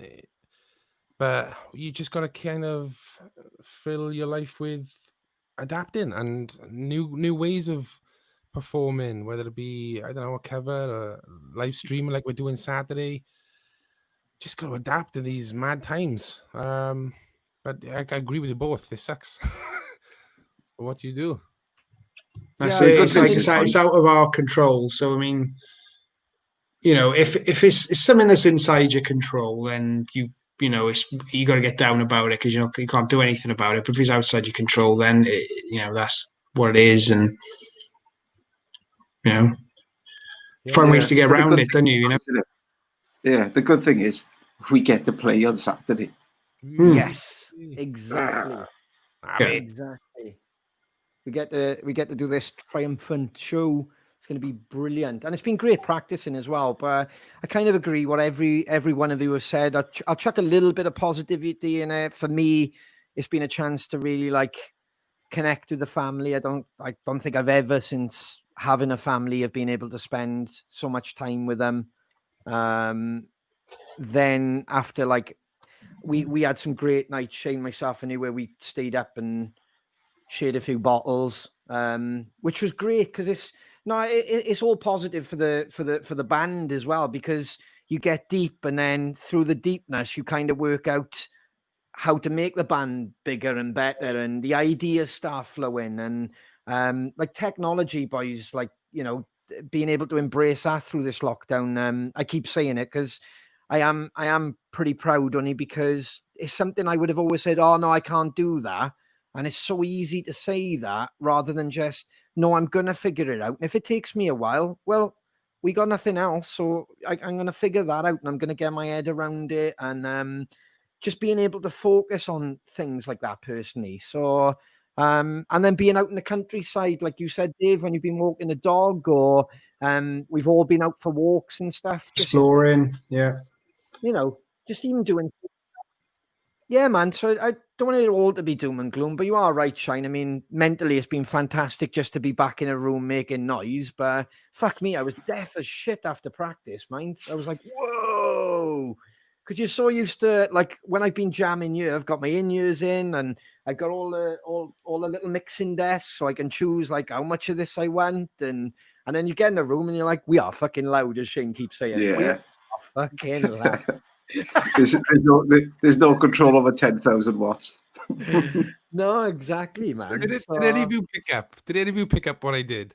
So for people that obviously weren't there at rehearsals, nice big room, decent sized PA, great desk, and all of us had monitors, 2 monitors each.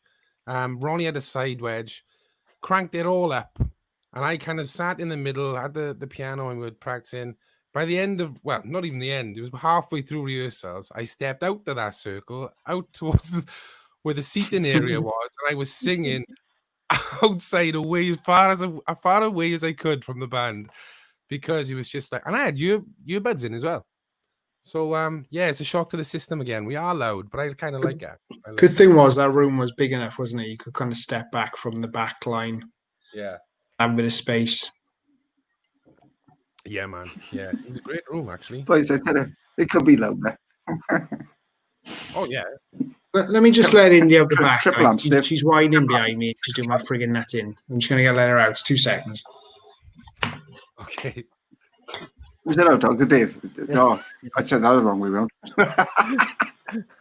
And he's off. Which cues us up for the next part. It does. Over to you, Shane. Over to you.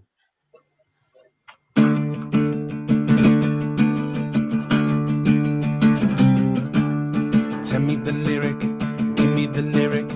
What's the next lyric? It's lyric time.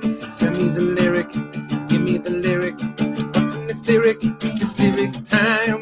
What's the next line? What's the next line? What's the next line?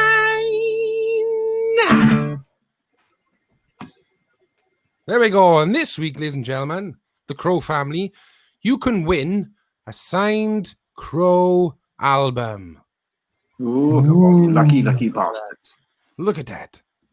Straight from the drummer's mouth. Well, I don't know. Oh, look at that. We're all on there. That's a first. Yeah. Special, huh? So all you got to do is come up with the lyric that follows this one. Chained to this roller coaster. Chained to this roller coaster. What's the line that follows? A chance to win a signed Crow album. Point of no return out of Ronnie's selection. Ronnie's own selection. Chained this roller coaster. Go. Have you seen the? I noticed the comment there of Kev, because of course Kev our guitar tech. So there it is. Have a read of that. Yeah. With the PA pointing towards the stage. I still had to go the other side. Oh, I love it. I love it. Michael Bruce has asked, how did you come up with the start and finish idea for live gigs? When we did the whole "We are those damn crows." Well, not like that, obviously better than that. I don't know any other band that does it, or I don't know anybody who does anything similar. Yeah, it was I remember it like it was yesterday, boys. We were rehearsing up in Lantricent, wasn't it? It was right. Stompbox. Yeah, Todd. Good memory, but Todd Campbell. Bastard Sons. Yeah. And we were there, and it was we were talking about like introductions, all what was going to be our first song, and all how we can hit them. And I remember saying like, oh, we should do as an introduction those damn crows. And I think you then said, Ron, because we were really buzzing on it, we're like, oh, maybe we should end it that way as well. And I was like, okay, but if we do, it has to be a slight difference, because there's a here we are, those damn crows, and there's those damn crows. Yes. But little did we realize the effect that's had, like with crowds, like people would sing it before we go on stage. You can hear them chanting it, and the biggest thrill for us all is at the end where I'd say those damn, and then the crowd kind of take it off and say crows. That's incredible feeling. But yeah, it was just about making a statement before we'd even played a song. So that was the idea. It's worked really well, and I can't ever see us dropping it. It's become our sort of trademark. And it is interesting because I have noticed a few other bands doing something similar. Not to the extent that we do it, but it's great. I mean, the crowd has taken it on. Brilliant feeling. But yeah, it was just a really early rehearsal. We did one of the first, I think, before we done a show, wasn't it? Yeah, man, that's bang on, because we were in. Now you just said, I remember Lantricent, because there's a funny story to that as well, which I gotta say, well, it's on my mind because someone said this before and I forgot to say it. But I remember recording in Stompbox, because it's not a rehearsal thing anymore. It's just literally Todd's studio. But I remember at the time, I think we were doing like Fear of the Broken or something like that. And I remember the door bursting open. It like swung open, and there's Phil Campbell standing there with a beer. Like it didn't even look like he fucking opened the door. It just literally opened. He's standing there with a beer, and he just went, "Riffs, boys, riffs." And then the fucking door just closed. I don't know if you remember that, but it was like he didn't even touch anything. It was like door open, riffs, boys, and then literally door closed. And I was like, It's fucking Phil Campbell. It's fucking hell, like. So, yeah, it was absolutely. I had to segue to that because it was a fucking brilliant moment that I'll never forget. That one because rock royalty in it, fucking absolutely outstanding. Yeah, man, brilliant. Have we got a winner? I don't know. I haven't looked. Yeah, it was a great question as well. And before you look, like secondly as well, like the record at the moment, unless you boys think it's longer, is when we stepped in for Heat in Planet Rockstock. That's the longest CROWS so far, I think, unless you guys think someone's beaten it. But I don't think Winter's End was amazing, but it didn't quite beat Planet Rockstock when we did that kind of surprise turn up. That CROWS, when you did the crow and the crowd singer, that seemed like an eternity because I remember getting off the drums, like what Rich and Robyn were on about earlier. I just put my sticks down. I stood up on the back riser because I was just like, fucking hell, like, you know, it just kind of carried, didn't it? Yeah. And it was quite difficult then to like come back in because it did take me back. And I remember a few people said that really hit you hard, didn't it? And I was like, yeah, it was kind of hard to then hit that top note after it because it hits you there, like. Yeah. Very, very cool. Right. Yeah, we have got a winner. And the winner who correctly said, what is that noise in the background? Sounds like a telly, doesn't it? Yeah. I'm looking at you, Dave. I'm looking at you. It was Dave. Probably the fan on my laptop. I got no telly on. Yeah. Okay, you're going. It says a fan on my laptop. How did it The go winner. there? Sorry, Shane. The winner is who correctly said, "Bound by these walls you made." From the song Behind These Walls. The winner is Oliver May. Well done, Oliver. Here we are, Oliver.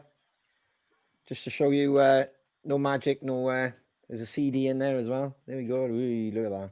There we go. Send us. I was going to say what size you want. What? Send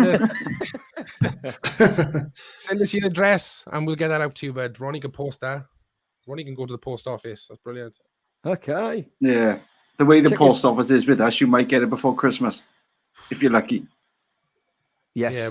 Robyn said earlier, like the post office hated her. They despise me. They hate me. There we are. Right. What's next? Oh, when I bring that up, you know what that means, don't you? Is it Dave? Is it Dave? There's only one part of the show that needs a disclaimer. Yes. Dave's facts. Here is Dave's facts. I tell you all my facts and then you tell me that I'm wrong. Dave's facts. Brilliant. Skittles all taste the same. It's just the colours that tricks you into thinking they're different flavours. No way. No way. If that's true, that's genius. Yeah, it's fucking true, motherfuckers. Right, get on the phone. It's not just true, Shane. That's fucking true. Yeah.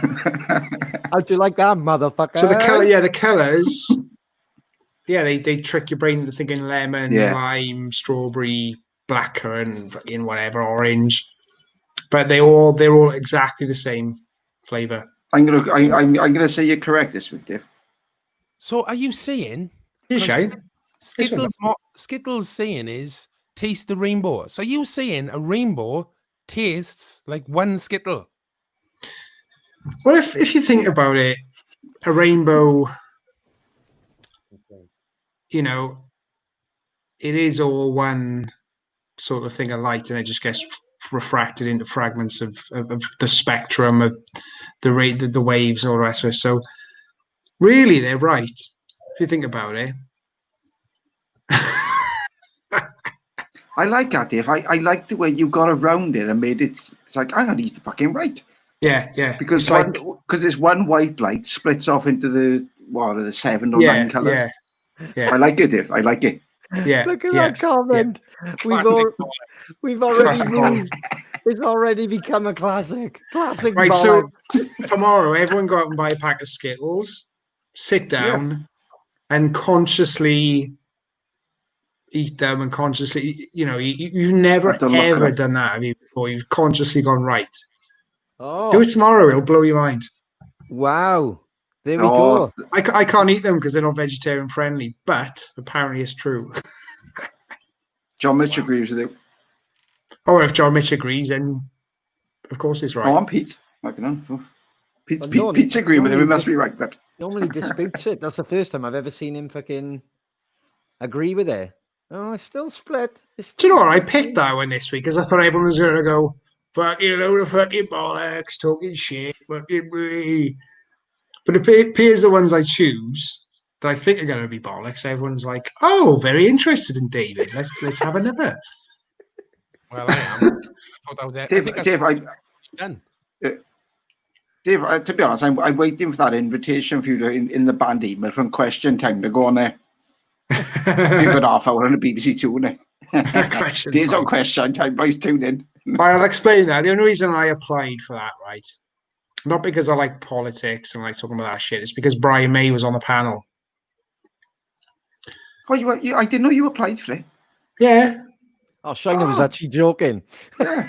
No, I applied for it, and because Brian May was on a panel, I thought, oh, it'd be amazing. I'd just go and and they rang me back. The producer was like, "Hello, I'm Tony Hancock from BBC. Just to confirm that you'll be participating on Tuesday's show. Would you like to read a question to the panel?" And I was like, scared me off. Oh, Dave, that would have been comedy gold. It would have been comedy gold, but I chickened out. But I only applied. Yeah. It would have been one. When the century ends, it would have been one of them. Where was you when this happened? Moment. Yeah. How did the end of the world start? Well, it was when Dave asked that question, and it was Dave. It was it. I kicked off from there. I've just seen. Anyway, I've just seen a statement up in the comments there from Mark Parsley. Have you seen her? And he's basically gone to town on your. Did you know? Oh, is he? We'll try and find that. Right. Okay. Hold on. I gotta look for the boom. Here we go. Let's go into this. It says otherwise. The spokesman for the company, they could have the same. Well, he would, wouldn't he? He would. He would. Oh, thank you, Mark. He would, wouldn't he? Do you know what I mean? Of course, it's he like would. that episode of The Simpsons where he goes goes to the Duff factory and he's having Duff Light, Duff Regular, Duff Smooth, and it's all coming from the same tap. Like, it's like that. I've just realized how to evolve the segment. We can literally, I'm going to get a big graphic that says bollocks or well done. And just have a pair of bollocks hanging. And I think we should debate it afterwards, then listen to the Crow family, see what they think, and literally look at the comments and work out whether you get a big fat bollocks or whether you just get a well done. Or get a big tick. Yeah. I love it. That's a big a gold star. Tell you what, Dave, come up with 2 facts next week because it's a Crow family edition. All right, yeah, cool. 2. Let's see if you can do 2 facts next week, and let's see if we can give you 2 bollocks. Easy, but not no one problem. Bollock. I'm sure I can type. I'm sure I can type bollocks into Google twice. Oh, I can answer the fruit pastel one. The comment by what about fruit pastels? Right, fruit pastels is the sugar is slightly flavored. Oh, you got that one. I got it, Dave. Don't you worry about it. I got you back. Cheers, bet. Cheers, bet. It was coming back. Oh, I love that. I love that. Should we do another Crow wheel? I can't. I don't understand. He's going to buy Skittles tomorrow. I'm not sure about sports mixture, Shane. We'll jury's out on that one. Yeah. Okay, so next up on this one again, the Crow family, a member of the Crow family, put him forward, pay it forward. The winner of this gets a Those Damn Crows patch, a window sticker, and some badges. This is off one of your fellow Crow family. Here we go.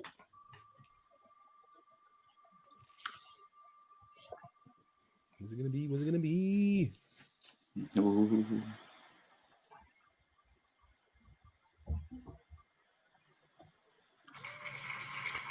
Paul Leahy. I hope I said that right.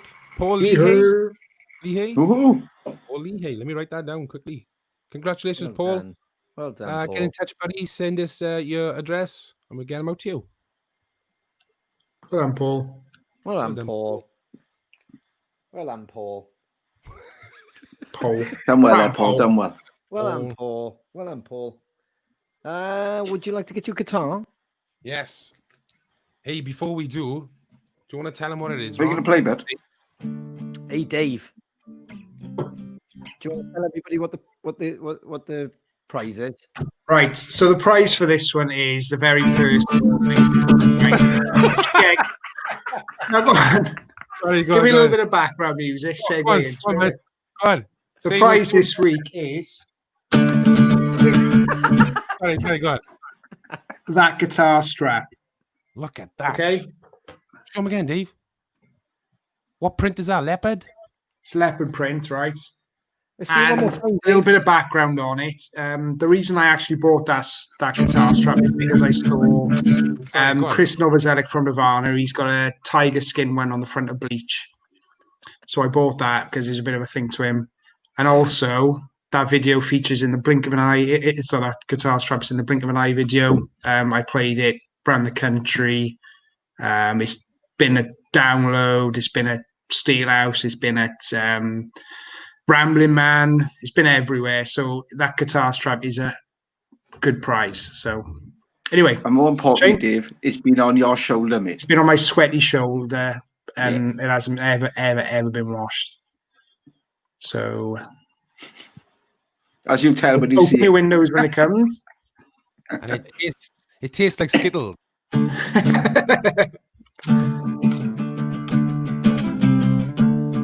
me the lyric, give me the lyric. What's the next lyric? It's lyric time. Tell me the lyric, give me the lyric. What's the next lyric? It's lyric time. What's the next line? What's the next line? What's the next line?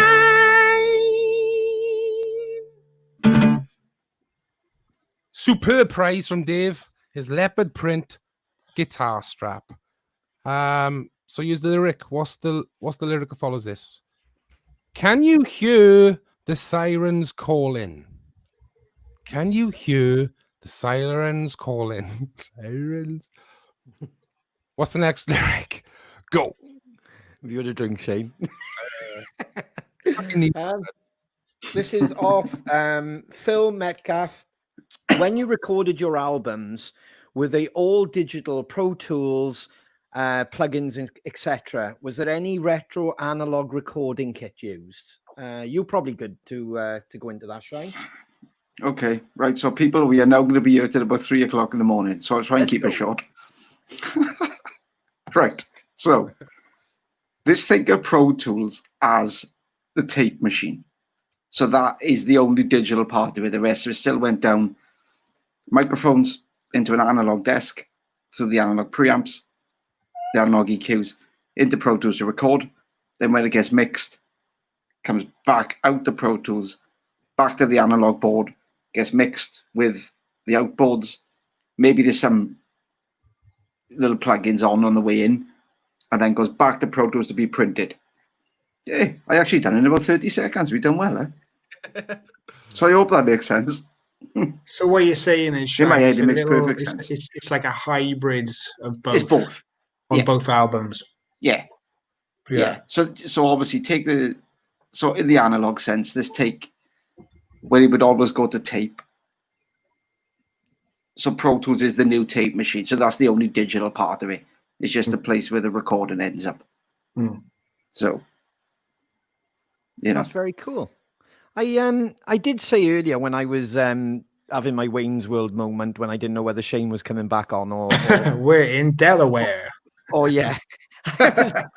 I didn't know what to do. I was like, do I pull someone else in? What do I do here? So I started touching base on next week's show a bit. And I think I took loads of photos when we were in Rockfield, and we've all taken loads of photos there. And we all took photos when we were recording Point of No Return. It might be kind of cool to do a bit of a fucking slideshow and, you know, a little bit, you know, I know some people would have seen some of the videos. I've got the video, Shane, of you playing the piano, which you've probably got as well, but I've got it definitely. Playing the piano, Freddie Mercury's piano and stuff. And, you know, for those who weren't a fan of the band at that point, maybe it'd be cool to show them that. I also found the funny video that you did up in the coach house when I was doing my drumming. I don't know if that's just kind of sparked off something. It was about how loud I was. I was looking at that today. I was like, fucking hell. I think you just had like a food break. So there we go. I'll obviously show you them, and then maybe we can put them up on next week's show. And like I said, old photos, any videos you boys got, send them over, and we can kind of chat the shit about it, like, you know. Great stuff. I love that, bud. Great idea. Yeah. I think. Oh, hang on now. Oof. Is there already? Is it a dispute? Oh, something else? Is it a dispute between the names? Slightly. You have to cut the guitar strap in half now.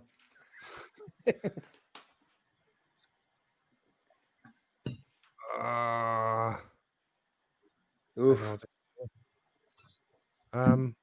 Have we got another question, Ron? I need to do. No, I have. Lisa Collins is asking, what's our favorite movie TV series? Ooh. Movie TV series. What's a movie TV series? No, what's your favorite movie and TV series? Favorite TV series? Because what's your favorite movie / TV series? That one came off YouTube. I know one for movies, but my favorite TV show is like the classic albums when they break.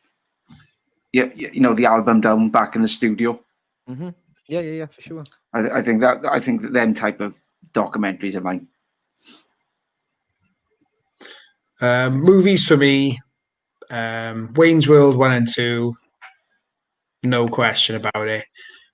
Not because it's I don't know, it's like it just was the right time for me to see that film.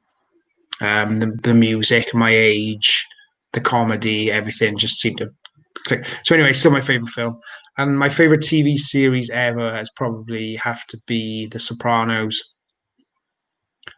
When I watched that all the way through, it was just like so good and so invested in it. Probably the best TV show that's ever been, I would say. Very cool. Yeah. You, Shane? I'm not really into I am into series. I love the Stranger Things series. I don't know. I'm more into films myself, like Shina, really. Shawshank Redemption, Good Will Hunting. I mean, amazing films. Mm-hmm. And then I love anything like the Matrix trilogies. I love the sci-fi. I love the Marvel stuff. It's a real mix, really. I got no favorites though, but the ones that really hit home, like Good Will Hunting, Shawshank Redemption, you know, they're quality dramas, isn't they? Amazing, Yeah, man, I agree with that. I agree. TV for me would be. I'm very old school because I grew up in a house with older people, so I love my Faulty Towers or Allo, or my ultimate favorite TV show is Only Fools and Horses. It's always on in this house. Even just if we want to put something on in the background, we put Only Fools and Horses on. And it don't matter if I've seen an episode about 15,000 times. You always laugh at certain parts, or you're always like, have I seen this one? And then you get halfway through, oh yeah, I know this one, and you start kind of. So yeah, Only Fools and Horses would probably be my my ultimate one. But anything kind of old school, because they just don't make them like that anymore, and that is the classic line. it was of a time, and the humor was touch and go, and there was always like, you know, it was just like, and even the accents, whether it was a lower low and the, you know, it's the English trying to do the French accents or the German accents. And I don't know, we're living in such a world now where you've got to be careful about talking about certain programs like that, because it's whether they're seen as wrong. And I never thought that they were harmful or creating the wrong message. I just thought that they were just funny, and they created a happy moment for me in that time, like, you know. So movie wise, Happy Gilmore. Yeah. So Yeah. good. There's so many films like you boys have said there, or like I love all the deep films, or the dark, or the long, like whether it's Lord of the Rings and stuff like that. But you can't beat like just a bit of goofiness. And Happy Gilmore, weirdly, I watched it when I was like, I think about 19, 20 years of age on a VHS over your cousin's house at the time. Shane, he introduced me to it, and he stuck it on, and I just remember there was like loads of people drinking, and I was just fucking glued to this film, like, you know, and the music in the background, it was just a whole thing. And ever since, I kind of stick it on every now and again and go to my little happy place, like, you know. So all Sandler films are brilliant, mate. Adam Sandler, he's class. I love him. Man. Right, I think we got a winner, boys. Cool. It was very close because, but it's gonna have to go to the person that actually wrote down word for word as it is. So the line was, "Can you hear the sirens calling?" This is off the song 7 Days off the first album, Murder on the Motive. And the lyric is, "Curtain call, your final warning." And the winner is Stuart Charles. Well done, Stu. Well done, Stu. I'm bad. Send us your address, buddy, and Dave will get that in the post to you. Yeah, you have to message me your address and all that, and I will. I'll get over to you. Actually, no, it's at Lloyd's house. We'll sort it. We'll sort it. So Lloyd will post it. No, we'll sort it. We'll sort it. Got away with the postage there, haven't he, Dave? Well done, boy. Let's go a bit on a deeper question a second, and then we'll end on a more fun one with this is off Stephen Hart, with the recent drive-in shows being announced and them being cancelled so quick. How did you all take the news? Were you all together at the time? Just so you know, after the last CrowCast and seeing how excited you were, I bought my tickets. Thank you, Stephen. That's brilliant, that was, mate. Cheers, Steve. Thank you, bud. Shane, do you want to go, mate? We were devastated, man. It was like the wind was just taken out of our sail. I mean, yeah, you're right. We came on CrowCast. We were so buzzed about doing it because it was something new, something we hadn't experienced before. It was almost going to be one of those. Where were you? Did you go to one of those drive-in shows? You know, moments. Yeah, we were absolutely devastated. We basically had a text message from our management saying, "I got some real sad news, boys, but the shows are off." So we all had it at kind of the same time. I don't know when the boys picked it up, but instantly we all just went, "Are you kidding?" Like, because we literally come on CrowCast. Not that we needed to sell it, but we were buzzed, man. We just wanted to be a part of it. Something new, and then it had all the sort of radio support from national radio, Radio X and BBC Radio 1, and our name was being mentioned. I was like, "Oh, this is brilliant. This is good promo." But we were just so buzzed about playing. So it was a massive disappointment. For a couple of days, we weren't right, were we, boys? Yeah, we were literally having conversations with our management, like before we knew it was like like a national thing. We were like, "No, how can we make this work? Like, you know, if it's for this reason, we can overcome it. If it's that reason, we can overcome it." And then we find out it was like a national thing. All the bands, we were like, "Okay, well, there's nothing we can do about that." And then we started seeing all the posts of people bought tickets even after we found out, and we couldn't say anything, waiting for the proper press release about it. And it was just like heartbreaking as well. On top of being gutting, it was heartbreaking for all the fans. You know, we've seen the fans You know, I was just a mixture of emotions that day. It was just like, I didn't know how to feel. Like I said to you boys, and I don't know how to feel. Like it was just. It was not only was it like devastated because we couldn't. We put up a show basically for the Crow fans to come and see us. So we were devastated for the Crow fans because now it's been pulled and it's out of our control. We were devastated because we couldn't play. But what hurt the most, and I'm just going to put this out there, right? It wasn't necessarily Crow fans, right?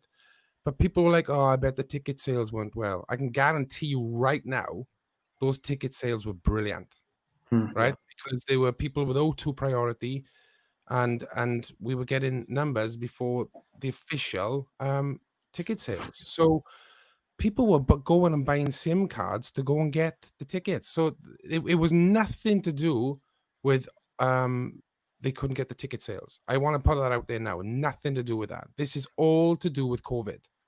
And the government said what they said, and there were certain places were having lockdown, certain areas, and it was just not feasible anymore. It wasn't safe anymore. So all those rumors that they kind of happened, and because people like to speculate, but it had nothing to do with some of the comments that people were saying, and it certainly wasn't tickets because we were doing extremely well on tickets. Well, we were, and we know, like, because what was it? There was 600 shows when there was, but we know across the board, because that was highlighted to us as you know, as part of the team. There was nothing to do with.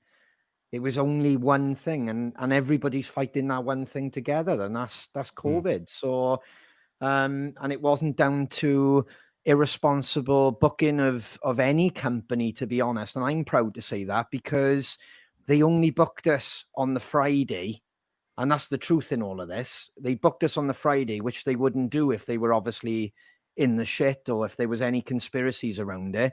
We announced on the Monday.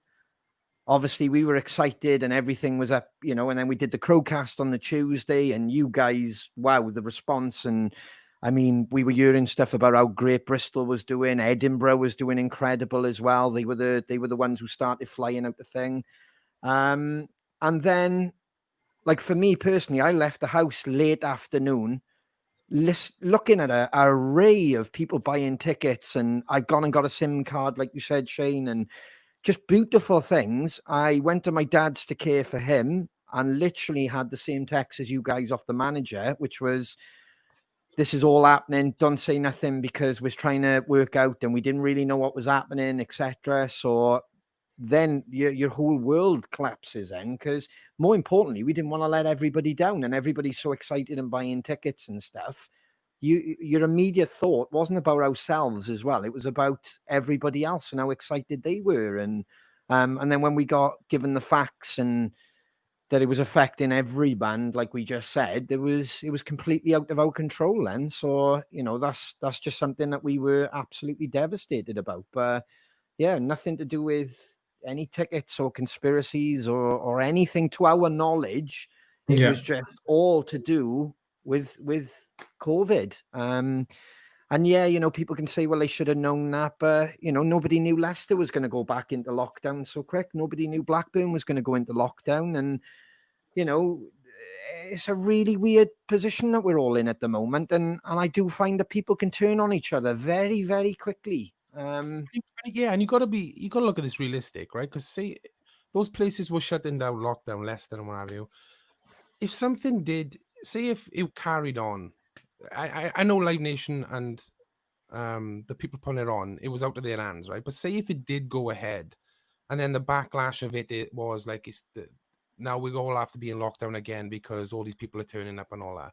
You know, it's a precaution. It's not even like, I don't know. I just couldn't get my head. That was making me more upset that people were thinking there were genuine other reasons other than COVID that why this wasn't happening. Like, oh man.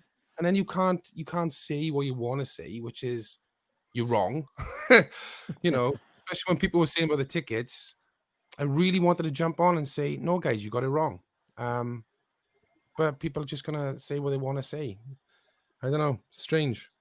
Yeah, we definitely learned you can't. And obviously at the time, I mean, it's a lesson to any bander watching this, or any bander on the up and coming. It's a real lesson to really fight with your emotions, and you can't get straight on the social media and say anything, because everything is growing as you're thinking and as you're feeling the emotions. So you've just got to sit back and let it ride out and work out how to approach it. And, you know, thank God that me and you lot met up a couple of days later, which was a long couple of days, but then we managed to have band practice and start thinking of the main mission, which was the phone call off John Norman, and to be able to play this smashing event on Saturday. Yes. And it just brought it all back into perspective of, well, we still get to play a live show, like, do you know what I mean? So you know, and that's the point. And if you haven't got your tickets for this Saturday, I would urge you. I mean, every band, from what I can see, or every artist, is trying to think outside the box. And I think that's people in every career and any situation. Everybody's trying to kind of live with what we've got going on at the moment and the uncertainties. And I think if we all just keep as positive as possible, it's hard to keep positive all the time, but if you keep as positive as possible, we'll all look back on it and just work out what we learned from it, rather than who we fell out with and what we bitched about, like, you know? Yep. Well, it's going to look, this weekend, Saturday's going to look and sound amazing, and like the best team are in. So, you know, Yeah, man. buy your ticket. Yeah, definitely. Yes. Plug. Definitely. Before we take one more question and wrap it up, let's give that one more plug, because we're really looking forward to it. This Saturday, you can catch Stonebroken, you can catch ourselves and Massive Wagons. Planet rocks the Asylum. 25th of July, all kicks off, as you can see. Stonebroken are kicking off their set 7 till 8. We're on 8:20 till 9:20. Massive Wagons 9:40 till 10:40. Actually, it starts at 6:30. So they're obviously doing like a pre-show, which is very, very cool. As Shane said earlier, we've now got these for sale. Loads of people were asking for them, so we've done our best in the current climate and tried to get stock. So women's CrowCast vests. We've still got Devil t-shirts left. Men's black, men's white. I think there's only a couple now.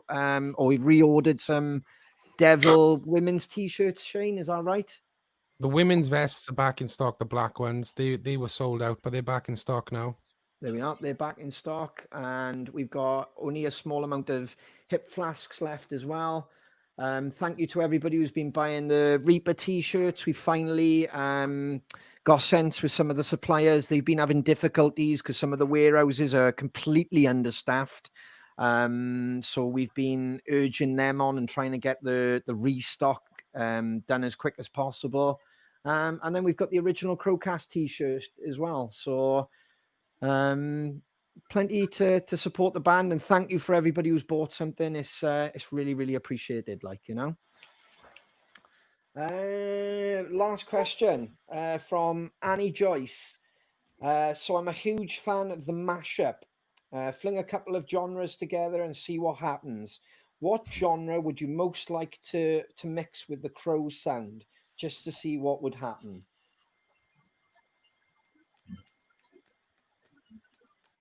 Anyone want to go first? Nope. It's been done, isn't it, with S&M, Metallica S&M, but like an orchestra is like classical. I love classical music, and it goes really well with metal music, so I think it goes really well with rock music. Yeah, probably classical music. Does that come as a mashup? I don't know. If not, I go hip hop and have Shane doing some rapping, just to wind him up. Just to wind him up. If Vanilla Ice can do it, but I can do it. Yeah.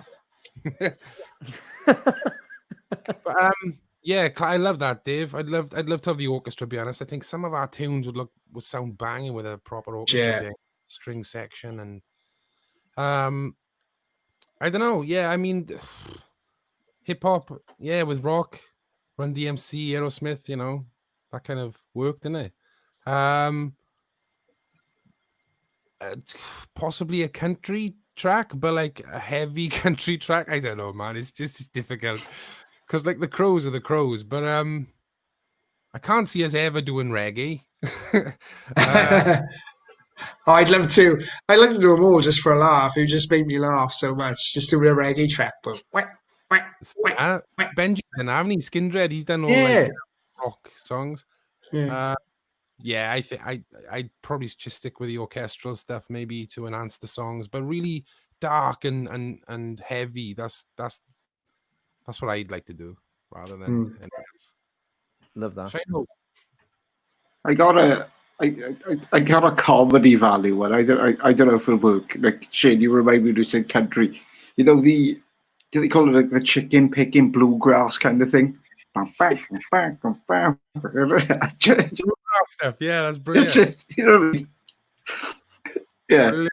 Just for the comedy value. But I'd probably get bored after about 30 seconds going off. Yeah. Well, like that lounge jazz sort of style, sort of like hey, I kind of kind of like just for a laugh, you know, that kind of stuff they have in restaurants in the background, you know, that kind of thing, just like or like elevator music. That's what I'd call it. Like yeah. Chain to this roller coaster in the background. How many Skittles have you had? Fucking hell. I'm off my Skittle boys. I'm off my round trees. Funny enough, I would have obviously said the orchestra. I mean, we've said that before. That's I think that'd be amazing. The vibes and the goosebumps of like doing some arrangements with a full orchestra would be phenomenal. But a big band, like I said earlier about my dad and growing up in pits with like 25 musicians doing the fucking big band and the swing style. That'd be very interesting to do something there. Like, do you know what I mean? So almost like Cry Me a River kind of cross, you know. But I know Shiner's like, fuck that. he's with the strings. Yeah, but we're right, but it's not trumpets in it. We good. It's just the whole, because like, and you're like, you know, ba da da da, you know what I mean, and then make it fucking huge. But that whole big band thing. So, and there is a difference between a big band and an orchestra, the style, like, you know. So any particular song you were thinking, like that big sort of band? I mean, the first one that came to my head then was Cry Me a River, only because the stops and the no, I mean one of our thinking songs. of Michael Bublé, you? Oh, one of our songs. How could you transform one of our songs? Ooh, that's a fucking hell. Breakaway. Okay, good ball. Breakaway. I can hear an arrangement in my head straight away, like with the the brass section coming in on the. So it's making a. I can just. Yeah, he's with it. You know what I mean? And even the breakaway.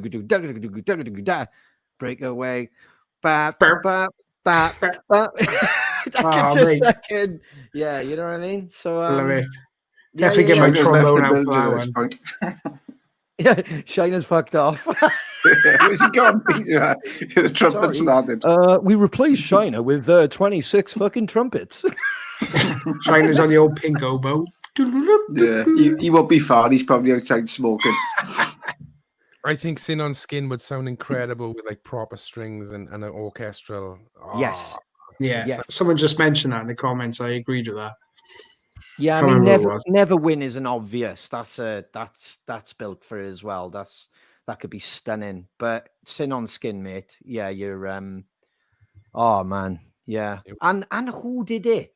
I'd like to hear. I'm sure someone just wrote it by ear, but I don't know whether they were on about the brass or the.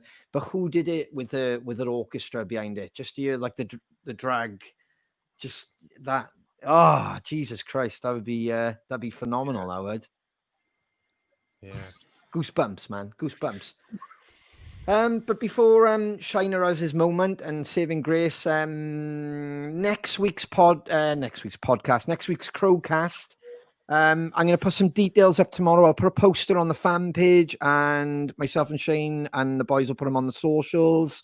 There'll be an email address. If you send us an email saying a question or something you'd like to talk about, we'll bring you on next week's show. Obviously, I can't bring everybody on, so I'll try and reply to a few people, but we'll bring you on during the show. But next week's all about you guys. So yet again, when we put the broadcast up, ask as many questions as you want, just in case you don't get to come on, and we'll try and rustle through them. There'll be more giveaways, more competitions, and a lot more banter as well, and obviously Lloyd will be back next week as well. So Eddie will return. I miss his laugh, his infectious laugh. Yeah, man, and it'll be post Roxy Asylum as well, so we can obviously break down the show, any funny moments, meeting up with people in a day. So yeah, a lot to tune into next week's show, and obviously spread the word. Let everybody know it's going to be a Crow Family special edition, because some people might have missed it tonight, or they've gone off a bit early. So I'll put all the details on the sites tomorrow. And speaking of sites, if you can subscribe, hit the note. You know the drill by now. Subscribe.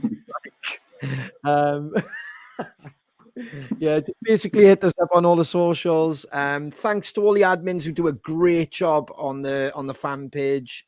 So easy for us to connect with everybody and see if there's anything we should be doing or any merch we should be buying. So, Shiner, on that it's time for my song, boys. It's time for my song.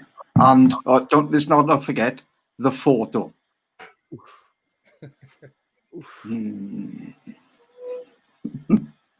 Is Kev getting royalties every time we're playing this? I think he is, but I guess I was getting it through COVID.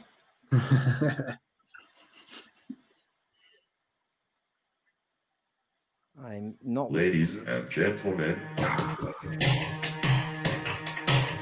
one-liner, Shiner. There it is.